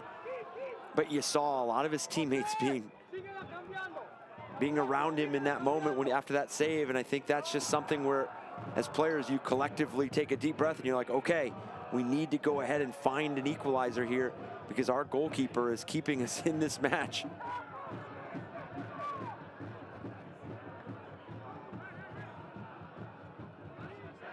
Ruiz to Francois. Back for Ricketts.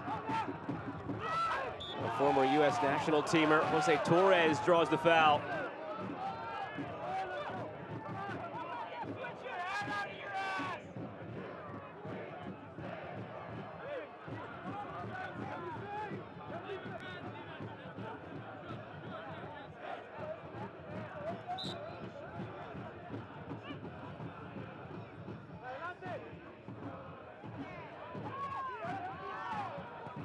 Torres through to Ruiz. Ruiz plays a well-weighted ball into Coronado. In front, cleared away. Homer Cabrera Jr. a step too late on the run. Flashing to the top of the 6. Now Torres again. Out to Coronado. Robert Coronado, back post. Francois couldn't get the right foot up in time. Hopped up over that right thigh. 2 dangerous chances back-to-back for RGV. Yeah, DCFC is really absorbing a barrage from RGV. They're finding good channels. They're finding the timing of the runs. If DCFC can kind of weather these moments and keep this game at 1-0, give them a shot to find the equalizer, but RGV is knocking at the door. Expected goals paints a grim picture at the moment. 0.1 right now for RGV. My question is, where do they find that 0.1? Because they have 0 shots on target at the moment. Out wide to Williams. Williams, ball to the penalty spot, saved by Derek. It was Richie Ballard who had the header.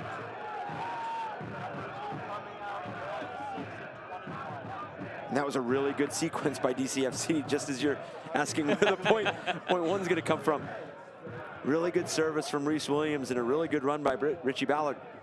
And it's those late runs we talked about with Maxi Rodriguez as well.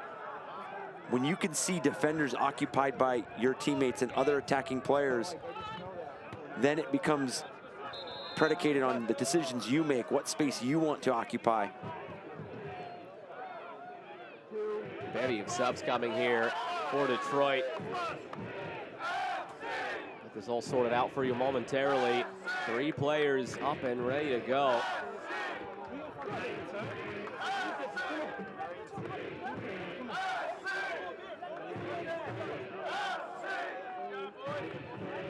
Andalai Jope in for Maxi Rodriguez. That's all for Richie Ballard.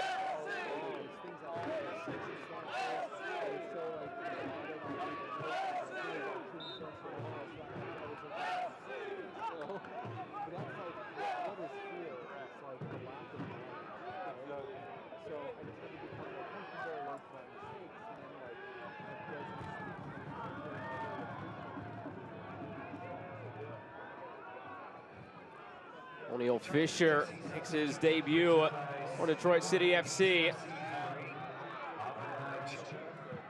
Touchdown on top of the broadcast, veteran MLS player. 2015 came into the league as a draft pick. Has been with Seattle, DC United, Minnesota, LA Galaxy. Sent his way.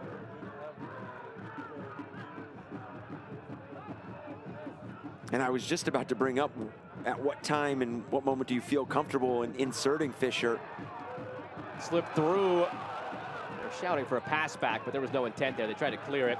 Also Adrian Billhart in for Richie Ballard.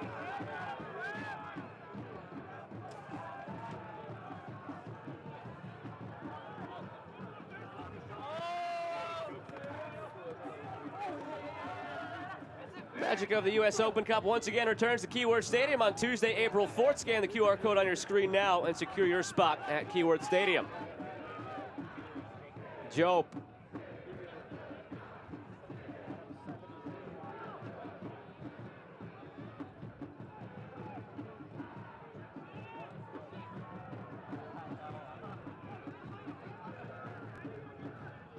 Wide to Bryant.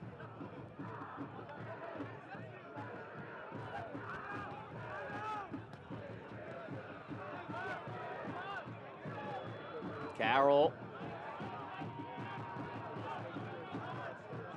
Jope for Fisher. 2 of the subs connecting. Fisher back through to Job, now in space. Impact here from O'Neal Fisher already being felt. Nice bit of work down the left wing. Nothing came of it for the moment. Falls for Bill Hart. On the turn, Simonson, now Fisher. O'Neal Fisher snakes it through. Job lines it up, and it's saved by Derek.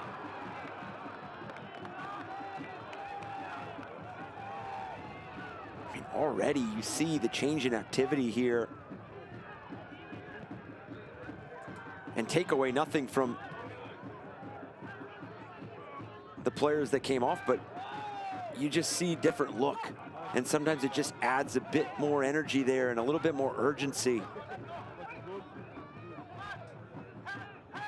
But also credit to RGV, they're really suffocating some of that space inside the 18-yard box and almost inviting DCFC to play the ball wide and prepare themselves for the service.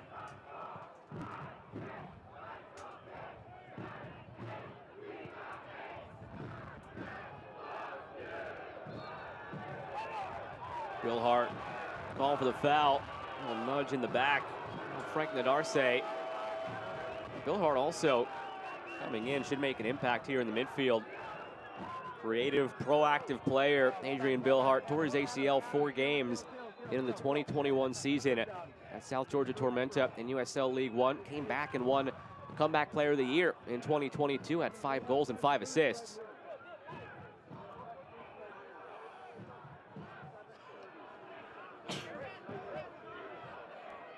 Nate Steinwasher is running off the field.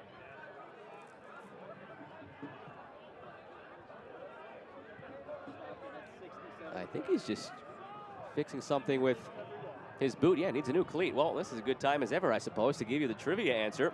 Tonight's Fago trivia answer is 0. The Rouge were one of the 2 teams to not see red at all last year, alongside Miami FC. Just to jog your memory, the question was, how many times last year did they see red? Answer 0. Saw it last week for the first time ever. So if you were the lucky winner who tweeted the right answer into @Detroit City FC on Twitter, got a $15 Kroger gift card coming your way. I'll tell you what, this is not something you see often. No, goalkeeper changing his cleats in the 69th minute of a match. Yeah, you wonder, I mean, obviously you saw it and you see it throughout this match, how wet it is out there from the flooding, but you wonder if maybe one of his cleats had ripped, or... Oh, he missed it. He missed it. He pulled it through too much and lost it. He's got to retie it now. Over, under, loop, pull. Oh, it's a triple knot. Oh, he's making sure this is good for the rest of the game now. Gonna have to cut that off with pliers after that triple, quadruple knot. I mean, for as big as he has been for his team tonight, and obviously his team throughout the season and last season, it's just been, and his career here, he deserves to take as much time as he wants, but he definitely wants to make sure his team has time to find the equalizer as well. As he knots up his cleats, he hopes the 10 in front of him can knot up the game with 20 minutes to go. Yep. History this season on their side. Again, RGV 3 1-1 draws. Juan Cabezas getting ready to check in for RGV. Jose Torres carrying through the heart of the midfield. Looking for Wilmer Cabrera Jr. We're not on the same page. O'Neal Fisher out to Michael Bryant. Yeah, and the longer that this game stays 1-0, it becomes a bit more difficult for DCFC to realistically look for the 2 goals that they would like to pick up all 3 points. You know, as this kind of game continues to wind down, you're really just committed to finding that equalizer, and if you could find it in enough time, then you could possibly find the second, but you need the first before you can go find the game winner. See if this gives you any indication of where RGV's mind is at down the stretch here with 20 minutes to go. They bring in Juan Cabezas, one of the most secure 6s in the midfield that you will find in this league. Wilmer Cabrera was quick to point out in our chat earlier this season that over the last couple of years when Cabezas has been healthy in the games he's played, not a single six has recovered more balls in the midfield than Cabezas. And you take him off for one of your attacking options in Francois. So they're trying to lock it down here. Can they do that with extra insurance? And the offside flag was up. See how this changes the shape for them, bringing in an offensive midfielder for Cristiano Francois on that right wing.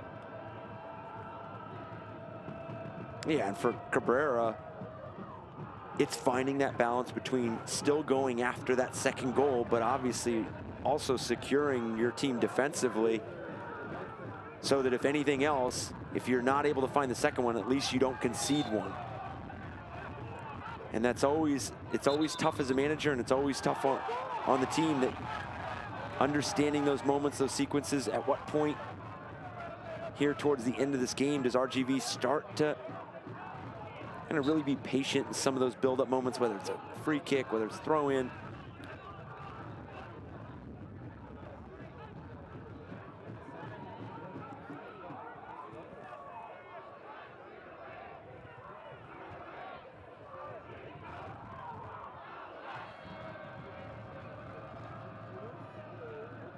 O'Neal Fisher calling for it down the left wing. Job gets it there. And the call is for a free kick here for Detroit City.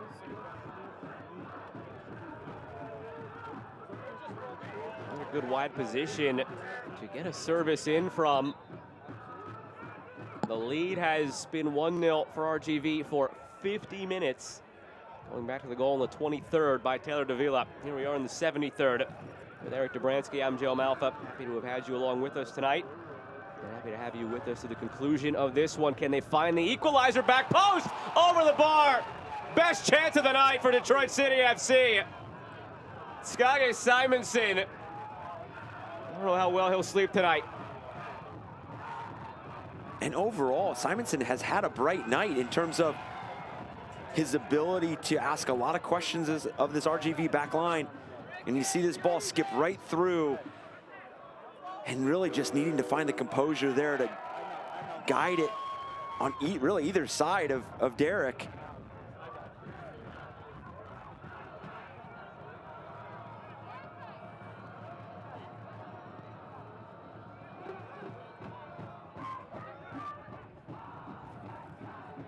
And that's a goal timing-wise that would have really changed the trajectory as well. It would have given plenty of time to go find the second. Absolutely. It'd be very tilted the field in one direction for DCFC to go on and get the winner.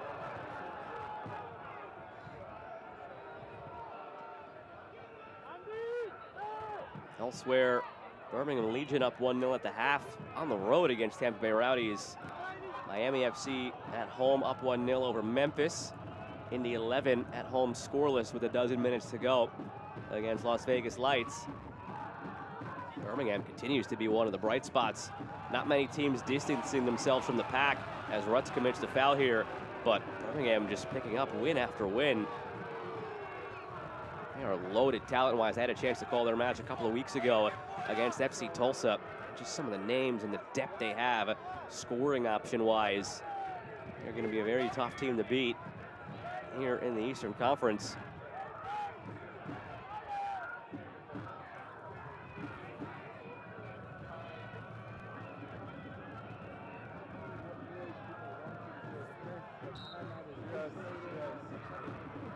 We talked about Detroit City upcoming USL Championship schedule, and then you squeeze in a US Open Cup game there on April 4th, and then you turn around and you're on the road for 3 straight.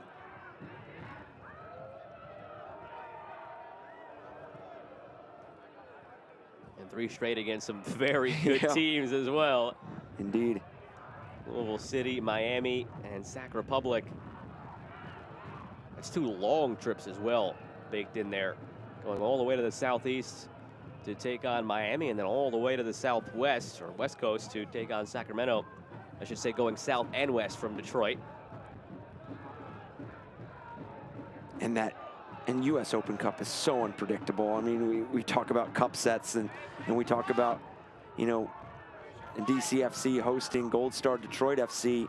on that Tuesday night, and you're gonna get Gold Star's best on that night, and you want to make sure for DCFC, we talk about balance, finding that balance between competing in the U.S. Open Cup and continuing to grow and develop in this. Simonson back post, O'Neal Fisher had a chance, it's still loose, and saved by Derek somehow. Still alive after the errant clearance by RGV, hit a teammate in the back. O'Neal Fisher was behind it and unable to keep it in. Out of nowhere, that chance comes for Detroit City.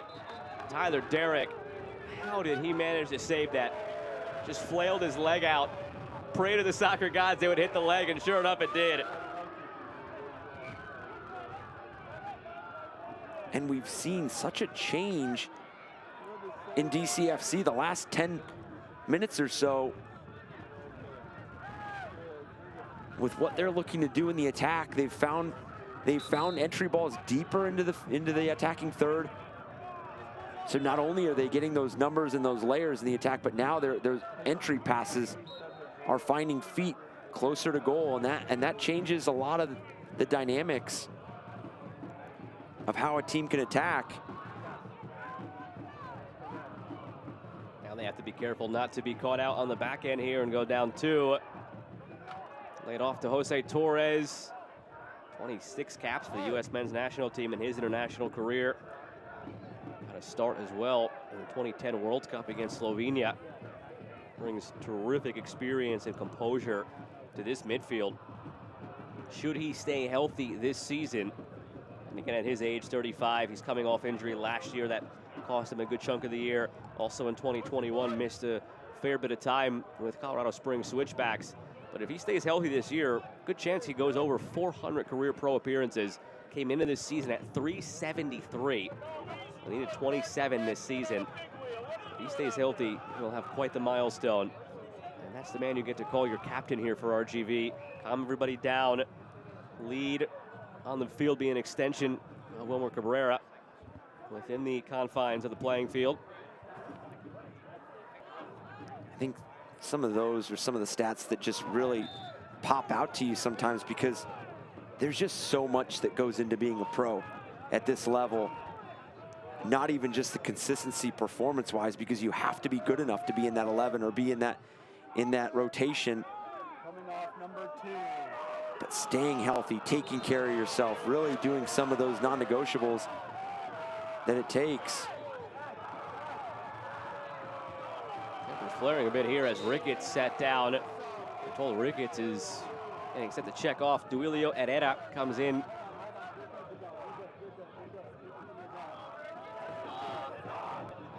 Should be like for like at right wing back here for RGV. Ricketts clearly felt something off.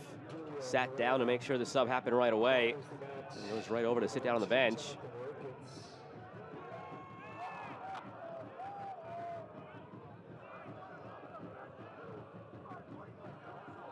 Ten to play here at Keyworth. Jose Torres, chance to create something here. Curled toward that backside of the 6, dealt with well by Detroit City FC.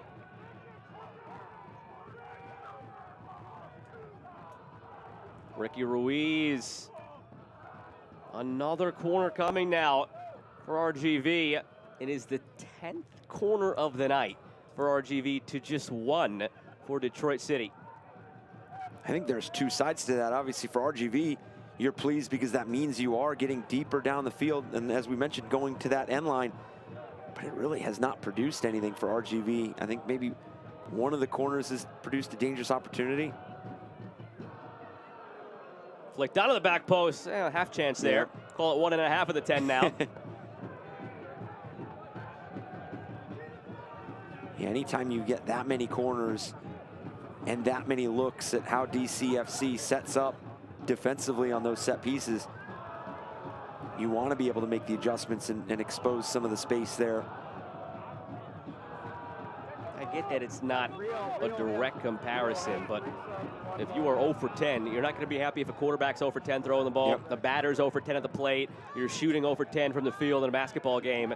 Again, I know it's a lot more difficult to put the ball in the back of the net in the context of this sport, but still, to have 10 opportunities from a corner, you have to at least have 3 or 4 chances created. Even if they're not goals, goalkeeper makes a save, you hit a post, whatever the case may be. I'm not saying you should score 3 or 4 of those in a game. We just don't see that, of course, in this sport. But you got to have the chances at some point. And if Wilmer Cabrera is going to come away from this, should it become a win, still at 1-0, hanging in the balance, if there's going to be a nitpick from him that they need to correct this week, it's got to be the set pieces. You're absolutely right, and I think for a team, and both these teams are extremely ambitious on what they want to accomplish in the USL Championship this season. But you spoke about what Wilmer Cabrera felt about this side, and good teams in the USL Championship and throughout other leagues are good in both boxes. They're really solid defensively in the defensive box. They're really solid in the attacking box. You want to be multi-dimensional, and that ability to be dangerous on set pieces, free kicks, corners. I mean, you said it, it's nitpicking a little bit, but you want to be multi-dimensional in those if you want to make a really good run, because you're going to need one. Eventually this season, you're going to need to go on a set piece. And we saw that clever short set piece that made, put Nate Steinwasser into a save to the left. Wilmer Cabrera Jr. goes down, waved off by Adam Kilpatrick. Penalty shout from RGV goes unanswered. Deflected by Davila. Keeps it alive, Davila. Unable to get it through to Coronado.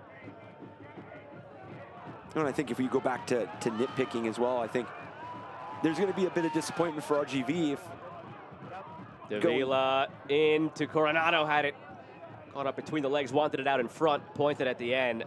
And it's some of those miscues that it's nitpicking, but you're going to see some of these that you've wanted to find that second goal here in the second half.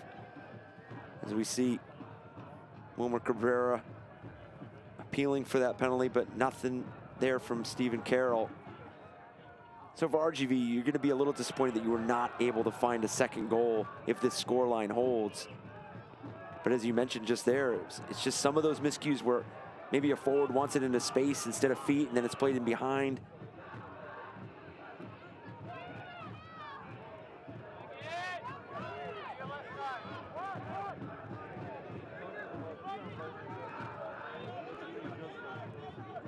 Bryant in for Job.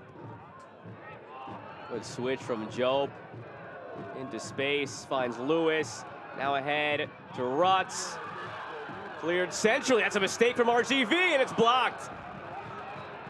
What were they thinking? It might have been just a mishit, but to clear it centrally like that and all the traffic. A soccer 101 no you teach at the U7 level. 84th minute of a 1-0 game. Cannot have that happen. They escape without any harm done.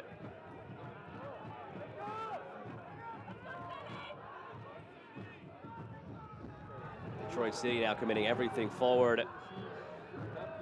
More direct on the attack. Job wanted to take it quickly. Nobody showed. Drops it back from Matt Lewis.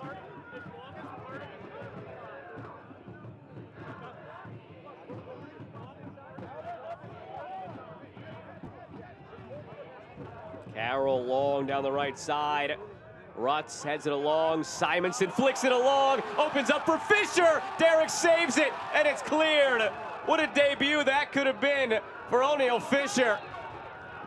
It just skipped a few inches too far away in the end.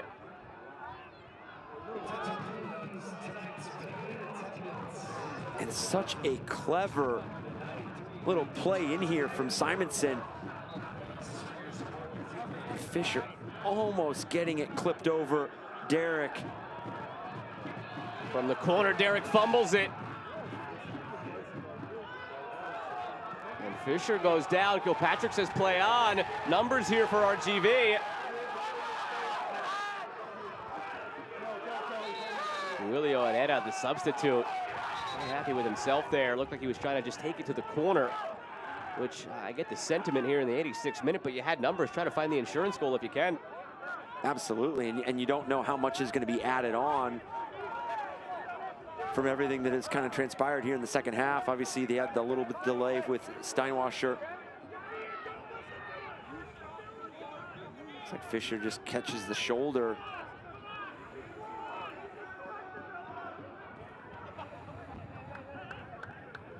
right? That ball just got away from Herrera there, but they had numbers, they had the intent and the commitment there going forward. Why not go ahead and go try to find that second goal?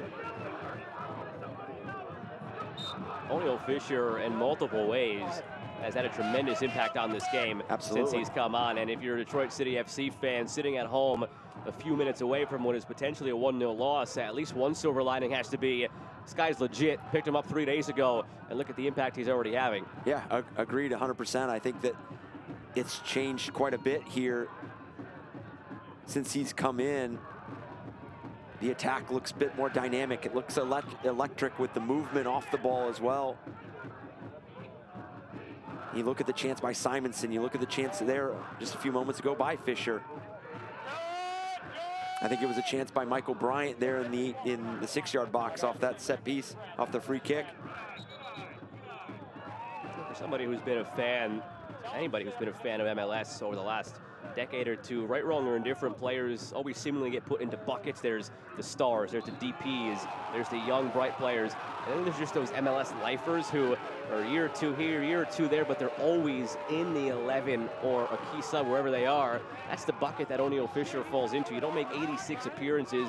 You don't become a player who's wanted by team year after year for no reason. 2 years in Seattle, 2 years DC United, a year at LA Galaxy, a year at Minnesota, and throughout it all just a regular playing for all those clubs. You got that kind of talent, that kind of experience here for Detroit City. It's not going to be a bad thing. No, and if this performance tonight is any indication of what it's going to be for DCFC, I mean, what a tremendous pickup.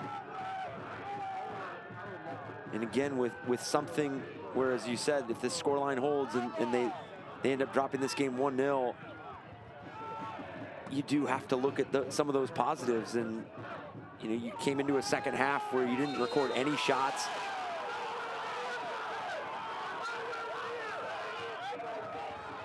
Head injury to Ruiz. Kilpatrick stops the play right along the sideline there.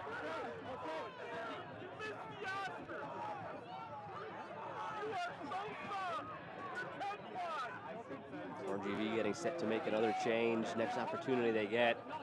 Ian Cerro is the player ready. Told it will be for Jose Torres. There is Cerro, sort of peering around Nadarce and the other bodies in front of him to find Torres. Torres is right on the other side of Nadarce, shielded off entirely. And now Torres sees his number up on the board.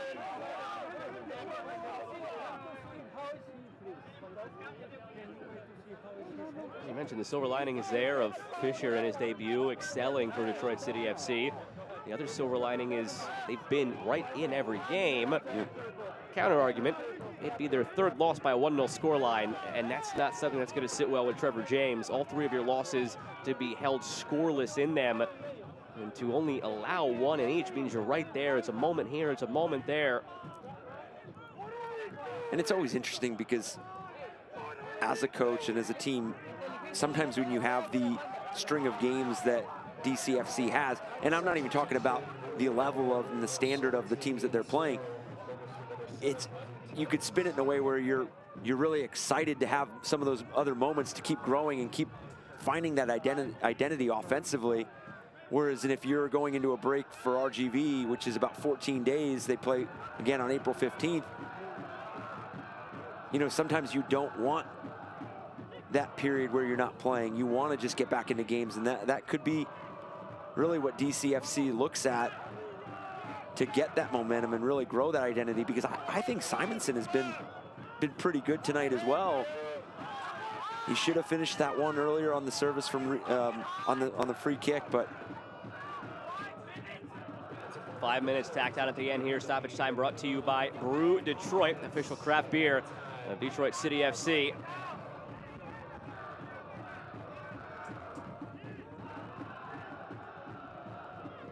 Here's Cerro with the fresh legs on for Torres. Train rolling in the background. Is RGV going to keep rolling and remain undefeated here? Defend for 4.5 more minutes. O'Neal Fisher can't settle it. They'll remain undefeated if they hold on here. It'll also be their first win of the season after 3 1-1 draws. Detroit City FC, they would fall to 1-3. And all 3 of their losses would be by that same 1-0 scoreline. To San Diego, to Indy 11, to RGV, with a 3-1 win mixed in there against El Paso.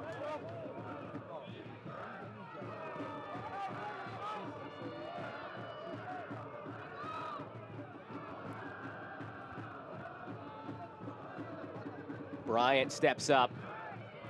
Job just goes the opposite way as Simonson. They both thought the other would go to it, neither did, and it's possession back to RGV.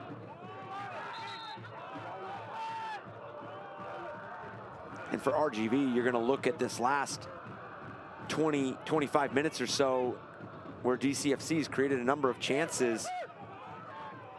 Trying to really figure out where those came from, what can be fixed in those moments. And if they can go ahead and hold on to this 1-0 win, you always like winning, and you always like learning after winning. Yes, you know, yes. You can always learn from losses. You can always learn from difficult scenarios. But when you could pick up 3 points and still go back home and understand there was still a lot of growing to do, you look at Wilmer Cabrera's chances there. You talk about all the cliches a coach will use in this sport when you have a chance to chat with them. Early in the season, that's the one I find we hear the most. It's nice to learn lessons while you're picking up points. Yeah. Every coach at some point has said it. Here's Ruiz down in the corner. RGV hoping to slow this remainder of the match to the pace of that train drifting on in the background. Brought in by Herrera, falls to Cerro. And another corner coming for RGV. They will be in no grand hurry to take it. I'd also be surprised if you even see this clipped into the box, probably played short. Probably going to try to collect an additional corner if they can, holding the ball up. They have been collecting corners like stamps tonight. This is their 11th corner of the evening.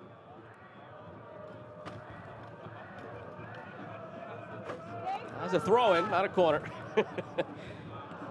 Right down there near the flag. Watching precious time tick away.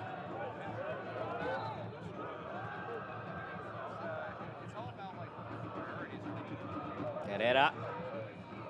Rott's able to dig it out of the corner. Under 90 seconds to play now of the 5 minutes that were given. Well done there by Stephen Carroll to let that out for a goal kick. And now it's up to Steinwasser to get it into play quickly. New boots and all. Came over in the 70th minute for a change of his cleats. Hasn't actually had to do all that much since then. RGV has been sitting back defending while Detroit City has been looking for that equalizing goal. Final minute of play here, clipped over the top. It finds O'Neal Fisher. Fisher, little nutmeg through Akwe. Job tried to give it right back where it came from to Tommy McCabe. And it's out for a goal kick. Could he have opened that up and looked positive in the box there?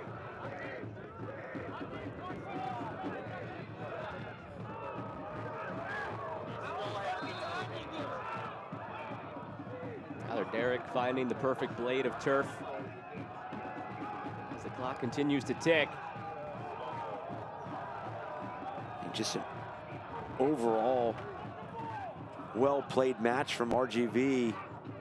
Bending but not breaking in this last 25-30 minutes, really absorbing a lot of pressure.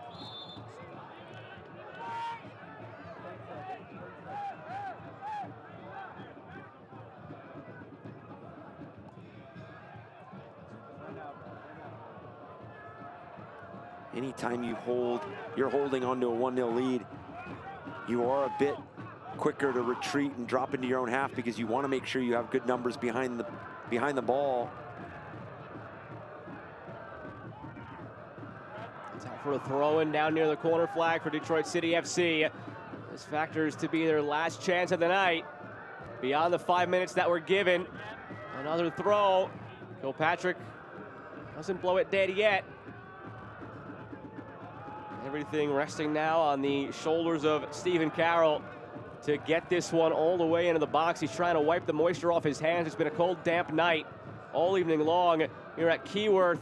Enough on it to get it to the top of the 6. It's flicked on and cleared. And with that, the final whistle. RGV remains unbeaten on the season, but it's their first win of the year, while Detroit City FC falls to 1-3, still searching for the form that got them into the postseason last year. And I know it's a frustrating loss for DCFC, but obviously some light at the end of the tunnel with how they looked in the attacking phase. But what a performance by RGV. Really just complete. You know, you get the clean sheet. Tyler Derrick, that back line for RGV was tremendous. Obviously, they created a number of opportunities with a lot of those passes, those positive passes forward, and really found themselves in some really good situations in the final third. They created a number of chances, but Nate Steinwasser made some tremendous saves. And that's why he is tonight's man of the match. And a handful of big saves in this one, 4 to be exact, and each one better than the last seemingly. They were not run-of-the-mill saves. They were terrific stops, including the Ally save of the match. We're all better off with an Ally. Learn more at ally.com. How about that one right up against the post? I just can't get over how difficult that save is because of how many bodies are in front of you, how much traffic is going on. We talked about it almost preparing for a service and then having to deal with a left-footed shot. And to get down that quickly to his left, really well done. A 1-0 victory for RGV over Detroit City FC. Back in a moment to unpack it all from Keyworth Stadium. First win of the season for the Toros. Soccer, soccer, soccer. Watch it at Detroit's premier soccer bar, the Detroit City Clubhouse. We have domestic and international. Soccer, soccer, soccer. Enjoy cold beer. Don't forget to pies, pies, pies. The Detroit City Clubhouse. Perfect for birthday parties and corporate events. Detroit City Clubhouse. Detroit's home for soccer, soccer, soccer. SeatGeek is the ticketing app for fans like the high five strangers got. Game-winning interception. First down. Just a nice, solid tackle. If you're in arm's length, you will be swapping skin with this extrovert. You see, he knows SeatGeek got him a great deal on tickets, so he can focus on what he does best, smacking palms. SeatGeek handles the tickets to sports, concerts, and more, so fans can fan. To all the Chevy Silverado owners out there, the adventurers, and the doers, thank you for making Chevy Silverado the #1 best-selling retail full-size pickup. Or GM employees with a current eligible Chevy lease can get this Silverado LT All-Star for $309 a month. Chevy drives the Motor City. Visit ChevyDetroit.com. It's going to take more than a 1-0 loss to get these DCFC fans to stop banging the drums, fervent in their support of their club, but they fall just short tonight. Let's take a look at tonight's shot of the match presented by Tullamore Dew Irish Whiskey. This one is one that Simonson's going to want back. Had a chance to equalize here in the final 10 minutes. And I understand it's a late adjustment because it traveled through 2 teammates, but still all you're looking to do is meet that ball at a point and just guide it past Derrick on either side, and he's going to want that back, as you mentioned. And take a look at the full-time highlights now. A lot of it went RGV's way, especially early. It was, and that first half was really dominated by chances from RGV and really big saves by Nate Steinwasser. That one there, and then here on Wilmer Cabrera, off his line, decisive, making himself big. This was just a couple of the big saves that Steinwasser made to keep it at 0-0 at that point. And then Villa off, and he's got Wilmer Cabrera off to his left, but just tremendous left-footed finish there, and maybe catching Nate Steinwasser drifting to his right a bit, predicting that pass off to Wilmer Cabrera, and just tucked away there near post. And they never really found a rhythm after that goal in the first half, Detroit City. And that carried it in the second half. A slow start to the second half. They nearly went down 2-0. It was, and Cabrera again, just catching Nate Steinwasser. It might have dipped there at the end, just catching him a little bit by surprise, but still the big save. And then this is the one. Left-footed strike, just so many bodies in front. And for him to pick that up late and to be able to get down to his left and make that save, I thought maybe that would be the momentum swing a bit for DCFC when you see your goalkeeper making a big save like that.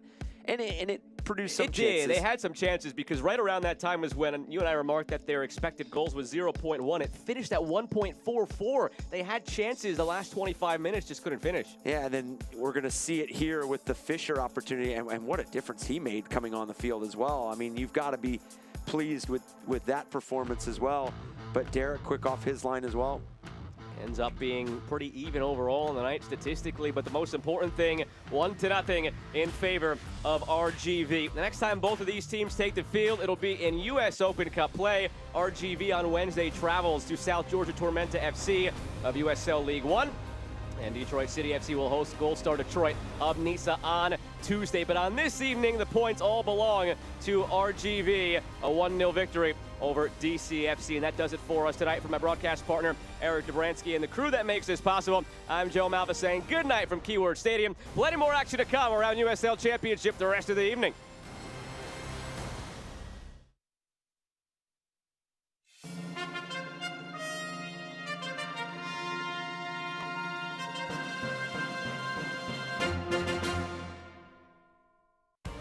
This copyrighted telecast of the United Soccer League Championship cannot be retransmitted, rebroadcast, or reproduced without the expressed written consent of the United Soccer League Championship.